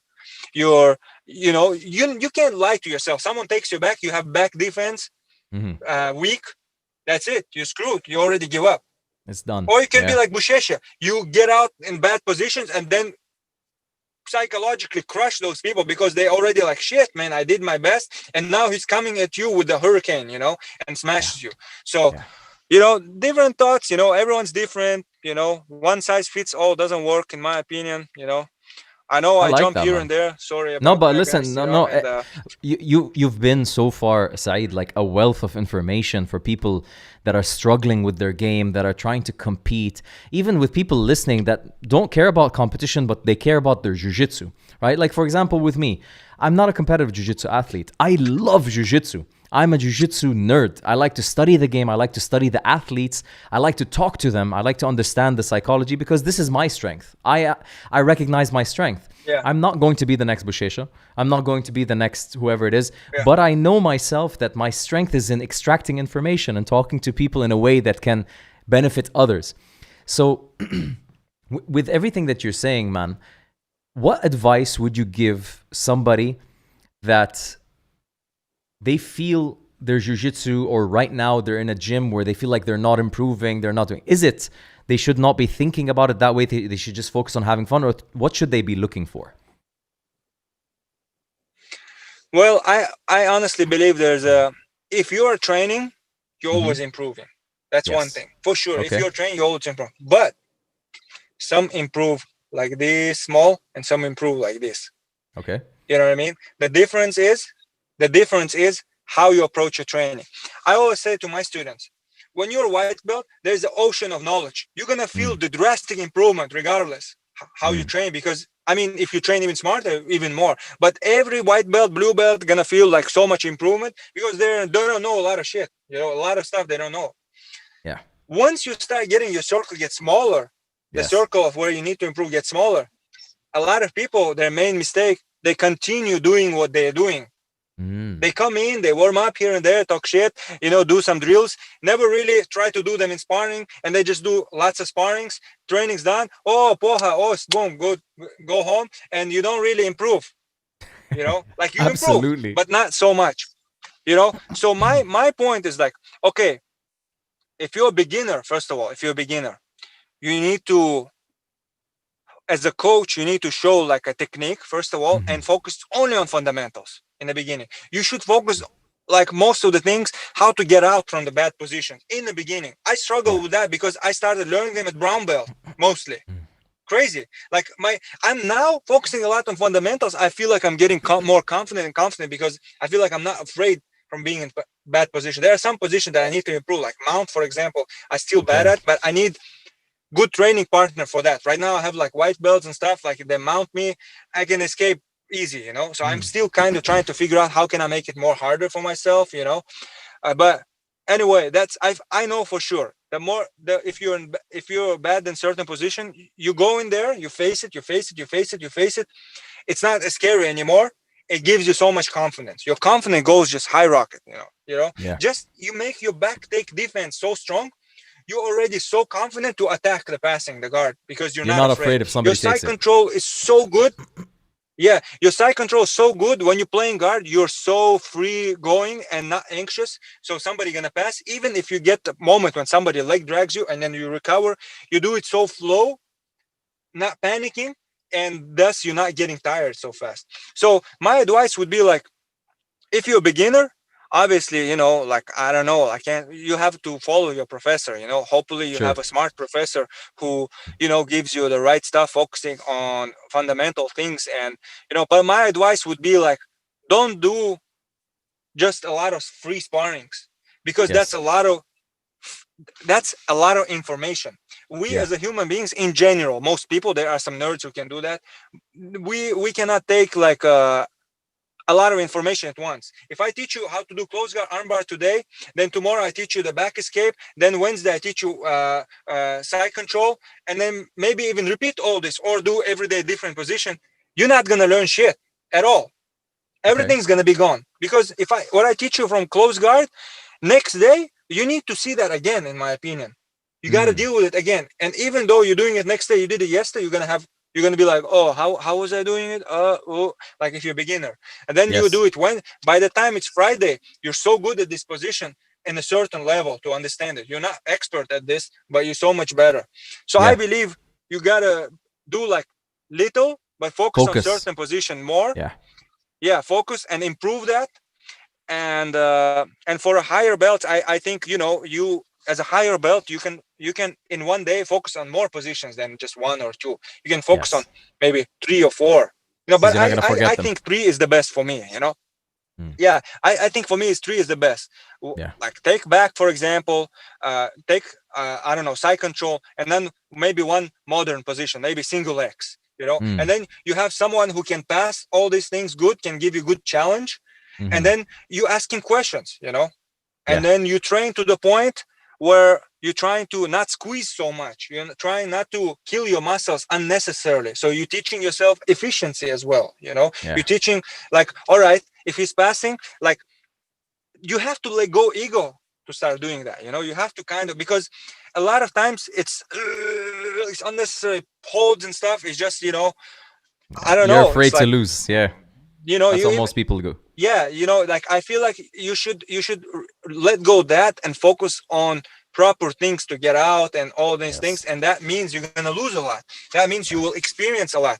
But with a clear mind, not with the mind to beat the guy, with a clear mind, you're going to start seeing answers. Okay, this worked. Okay, that one worked.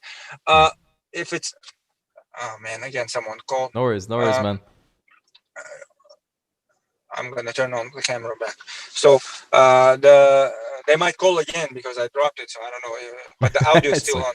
I think that's why our internet kind of messed up, because these people are calling. Anyway, so I was saying, like, you know, all these things are so important. But number one thing would be like, man, try to see in training where you lack, you know, and try to improve that. That even if you're not competitor, that's gonna give you confidence. That's great advice. And that's going to teach you how to deal with situations in life. When they come on, you're facing them. You're not afraid to deal with it. So you're coming back, you're facing it. You're going to be this relentless guy who doesn't give a shit, you know. If anything comes to him, you go for it. Eventually, you're going to be this unstoppable tank, you know, that, you know, no matter, you already learned so much. And that's improve your jiu-jitsu. And that in life, with a certain new situations, you're going to be overpassing them the same. You know what I mean? Maybe you're 100%. Like this unstoppable guy now in jiu-jitsu, but in life you're white belt in something, and you got to get experience in that. You get this, you beat it, you go again. So you don't afraid, you go again, you know, with the smart, analyzed, calculative things, you know, you can improve much better. Or you can be just a dummy. I'm just going in, you know, I'm going to train, I'm going to try to beat everybody, blah, blah, blah. You're going to improve, you know. But it's not smart work, in my opinion. And it's crazy, Saeed. Like a huge population of jiu-jitsu trains like that. You know? Yeah, 90. I think like 95% trains like that. Yep. Maybe 90. I don't know. A lot of people train. Like, at least I know top level gyms. They train to the point of just going hard. You know, just going hard, and you always see. You know, I don't know if you noticed, a lot of gyms seen these moments. There could be a guy who is not doing, like, he's not beating everybody in training. He's doing good, but in competition crushes everyone. And there's the guy who smashes everyone. He's like a gym champion. And then he's doing good in competition, but like not so good, like how he should be in training. You know what I mean? Sure. So, man, I also have this personal belief, because I've been the gym champion. And I changed that mindset, you know, like I'm still trying to improve, you know, but I feel like now I'm competing way more relaxed and enjoying it. Actually, I really enjoy it now, you know. rather than before is because I started training different. I started not feeding my ego, actually facing the bad situation, facing the challenges. Wow. If you have a good foot lock, I kind of feed you the foot and I want you to go for foot lock so I can learn how to, you tap me out while I'm trying. Obviously, Sure. I don't, you know what I mean? But I know you're the best guy that I can get right now in this training room to do that. And you probably, in a way, like in that position, like an expert in that position, because there's some people, they could be like blue belt or purple belt, but they can be an expert in certain one position that they do really well. Yes. And I can use that in training. I can use that tool to improve. And I think based on that, like I'm also was talking to some guys while working with ACB and stuff, like at the top level guys. When you talk to these guys, like, it's like a lot of guys, there are some guys you just feel like, wow, they just became champions because they just started early, they've been training hard and they continued, and that's how they improve. But they never really like did anything. I just train hard, I work this and that. Plus, They didn't think about it too they much. don't say Yeah. that they take bomb, but a lot of them, And then there's some athletes who are like, there are some athletes who they train hard, but they also, you can see also their clear thought that they're not just training. They're always doing something, and that's why I admire Gordon Ryan a lot, because I think he's that type of athlete. Roger Gracie, I think, is also that type of athlete. Yeah. Obviously, probably Roger Gracie had some, as a being, kind of like Gracie, even though I think he's not original Gracie, but like it helped him, like in a name helps, in certain situation. But man, the guy is monster, the guy is monster, and definitely has a right mindset, for the training. And another great example for me was Bushesha. Like Bushesha, like I imagine I come from the training where I see Rafa Mendes freaking, if he can submit you 5 times, next round he goes submit you 6 times. That's his goal. Win as much as you can. And Guy Mendes like that. And then you see going with training with Bushesh and purple belt, tap him, like, that's the triangle. I tapped Bushesh, I think, a couple of times, but not because, I'm like, so I'm greater than Bushesh and stuff, because he was using me To to learn improve something. himself. Wow. Why? Because he was kind of entering. He noticed like, okay, Saeed has good close guard armbar. I give the arm in, and that's when I fight. And maybe he failed because I'm good at it, and he got tapped. But guess what? He's facing it. He's not afraid of tough situation, and he's using his room of improvement. We talk about the circle of improvement, so small. Yeah. He knows a lot. He's still searching while he's 13-time world champion. He's still searching where he can put himself in a position where he can improve. And that was just a mind blow for me. I was just like, wow, people train like that. And my whole life I thought like, oh shit. And then Leo tells me like, and Leo is still makes every day. He says you got to train hard, but he makes training for the competitors more like not explaining the positions and stuff. He would put in positions. No, positions, like, and we do positional sparrings. And that's what kind of also gave me like, oh man, that's cool, but what I like things like that. So it was a huge change when I went to Checkmat. It's like influence of Leo, like, because he's a different type of coach. It's like what I say in Checkmat is a little bit like mellow in terms of like, it's if you're professional, you're professional, but nobody's pushing you. You know what I mean? Nobody's pushing. And AOJ was just, I learned discipline. I was not professional, but because I was around people like a discipline and all that, I learned like a discipline, and I was good.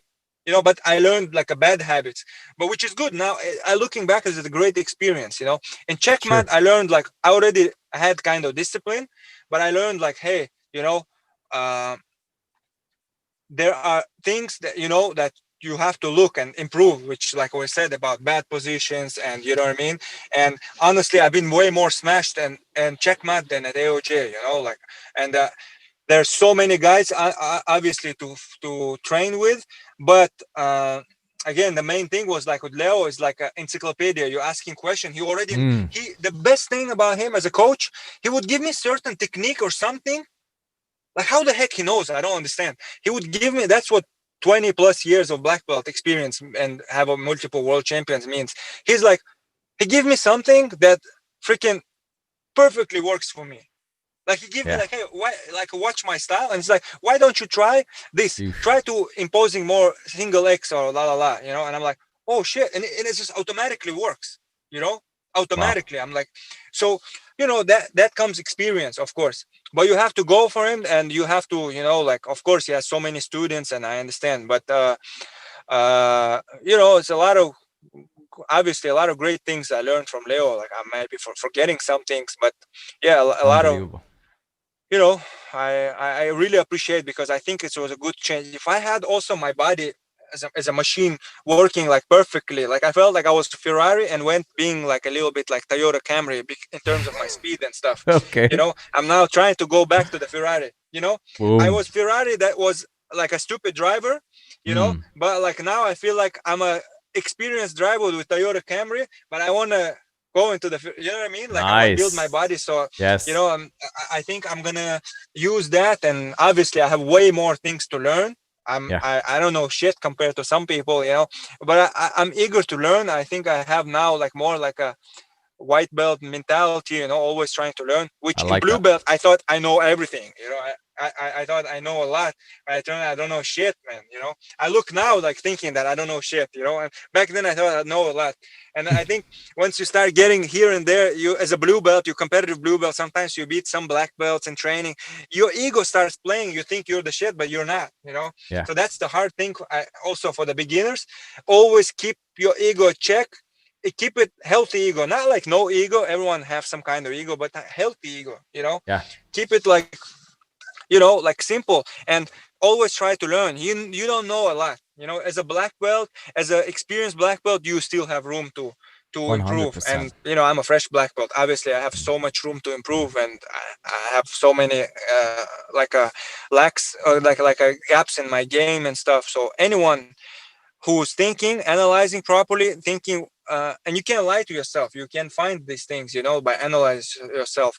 You can improve, you know. You always can improve. You always have to search for it. So, but you have to use your mind. So Yeah. that's what I think separates like a great athletes and a mediocre athletes. It's like your mind, you know, how the process of thought, you know, how you think. So Man, you I have to, absolutely you agree. can be like a, you know, like a, yeah. So that's what I would advise to answer your question. And Man, yeah, in that's some general, just be curious, you know. Oh, yeah. uh-huh. There's a delay. There's just a delay, and that's why it's Go. causing some mistimings. But I was just saying that it's great Uh, advice, and it's true because the game of jiu-jitsu is changing very rapidly. And a black belt 10 years ago is different than yeah, a black belt today. It'll be different from a black belt in 10 years. exactly. So you have to stay updating your database, right? That's how the game works. Exactly. Yeah, exactly. I agree with you 100%. And I think there's a lot of things. There's some people, yeah, obviously there are black belts today. There may be some people say they would beat some older, but because they train more professional now. But there's something always to learn from the old school, you know. I feel Yeah, like the new school, sometimes they think they know too much, you know what I mean? that's I true. say to my students like this. For example, the fundamentals is an old school game, right? Fundamentals. There's no jiu-jitsu match that can be playing like a new school games and stuff that doesn't connect to the old school game. Yeah, And there's the old school match can be just strictly old school match and just finish the match, like Roger Gracie, for example, can be close guard, half guard, and finish the match. yeah, But there's no way you go with De La Hiva, Berimbolo, or some other stuff that you're not connected to the fundamental position. You're for always sure. going to get connected to the fundamental position. So your fundamentals are super important. A lot of times people like a beginners, they want to focus on fancy stuff. They don't know how much they're losing. You know, if you know A plus the fundamentals, man, you are a dangerous human being, you know. Like even Michael Jordan saying was his fundamentals was on point. You know, all the great Yes, athletes, their fundamentals are on point. It's like all building the house. sports. You don't build the house with a weak foundation. You need to have a solid foundation, otherwise your house collapses. I felt like I'm a great example of learning things backwards, learning Mm. more. Like I had close guard, yeah, from fundamentals, but I had no weak defense, like side control defense, back defense, mount still sucking a little bit, you know. But I feel like I'm improving all these things, you know, like stand up, single leg, you know, all these things need to be improved. And if you have all these, the other things are easy to connect, you know. Mm. And I Yeah, learned it backwards because first school where I started, like second school, first was Gracie Baja, but like second school that the most 3 years that I trained, like my building years at the blue belt up to purple belt, that was just not fundamentals. Supposedly, like I knew how to do berimbolo, I knew how to play de la Hiva and all, but Sure. you take side control, I'm done. Even mentally, I was done. That's it. I knew. That's it. I'm gonna tap. I mean, what kind of fighter is this? If you just give up like this easy, so it's like total pussy in my opinion. So I gotta face that challenge and change it. So I didn't like Yes. that about myself, and I was listening to my intuition. My intuition was saying, man, something wrong, you got to change it. Even though you have some people telling you they're world champions or whatever, listen, but don't follow. Yep. Always listen, but always make your own mind. I think Yeah. Jim Rohn was Take what saying you that. need. There's this Take guy, like what he you was saying, need and leave the rest. Yeah. always be a listener. Yeah, always be a good listener, but don't be a follower, because there are certain things that might work, certain things might not work for you. So analyze, and go from there. And I think it's such a perfect advice, because it worked for me. I'm pretty Yes. sure a lot of people have a similar situation. And not everyone get like a perfect coach. Also, you are your own coach too. Your Yeah. coach cannot know what you're doing outside of jiu-jitsu. And he has other students, he can't be perfect, like so you have to analyze, also have an intuition on things that work, and share. The best coach and athlete harmony is when they both sharing, not when the just coach tells you like, hey, this is this, and you just It's two blindly way. follow. It's a harmony. I think the best thing is the harmony, when the coach understand the athlete and athlete understand coach, and then there's goes like this 100% trust from each other. Yes. You know what I mean? Yes. If you are pushed yourself, you're tired, and you explain to your coach knows you. He's like, you know what? Take a break tomorrow. Or it can be other, like a knucklehead coach. No, keep going, and then you get Mm. sick, and then you skip 2 weeks of training. You know what I mean? Exactly. So it's a perfect harmony and balance of both. I think it's very important. So I want to be that type of coach. I want to be the coach Man. who doesn't have like a favoritism in his team. I don't want to favor nobody, because I've been in a school when it feels like that, and AOJ, and I don't like it. I don't want people to feel like having like special students.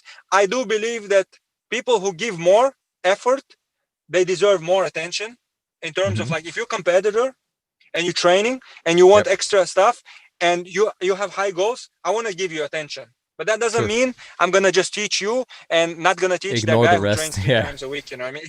If you ask me a question, I'm gonna give it to him. But I also, I also have certain hours or time. You know what I mean? Between class or next class, so I can't just be like, you know what I mean? But I want to be the coach who not just.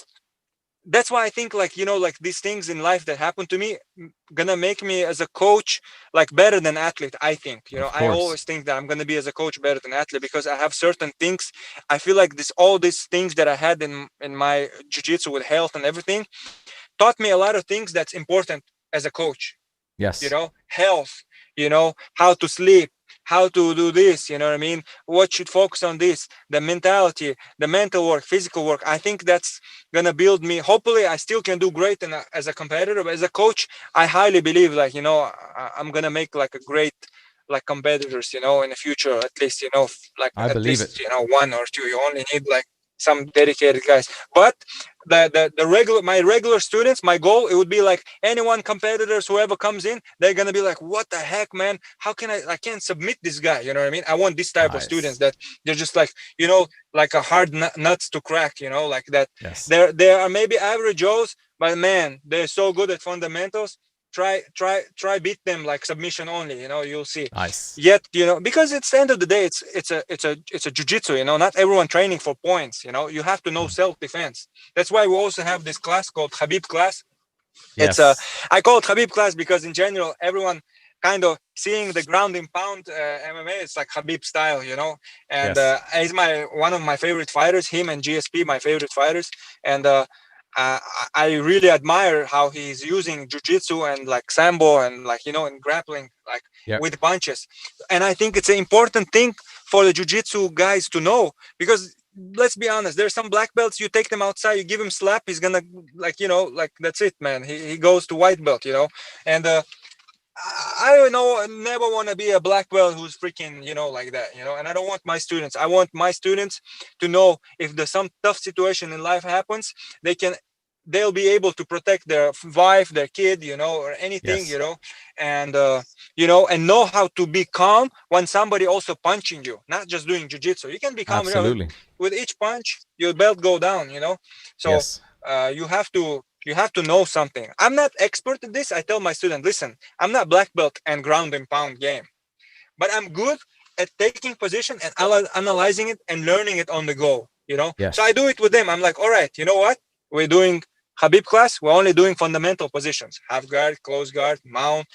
And then Okay. from there I try to ask myself, okay, punch me a little bit, and then see, okay, you focus on wrist. So I kind of Mm. learn by teaching as well, and Yeah, of so far it's course. going good, you know. And It looks fantastic, man. When you post it on social yeah. media, I enjoy seeing your Habib class.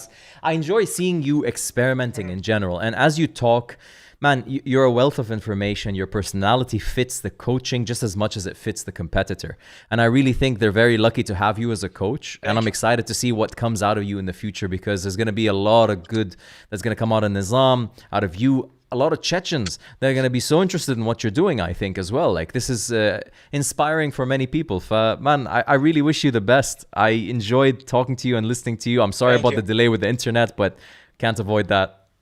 Thank you. No, I'm sorry, it's my bad. You know, I couldn't be at home, you know, because my son would be like all over, like, I you know. know, this podcast would be about my son, not about. Oh, God bless him, man. Listen, Yeah. I appreciate your time, and I really enjoy talking to you. Listen, whenever you're coming to Abu Dhabi or you're planning, you have a place here, you have a team, you have a family here to train with. I know you already know Aboud in Dubai. He has you covered there. I got you covered in Abu Dhabi. So we'll link up all together. You located in Abu Dhabi. Yes, in Abu Dhabi.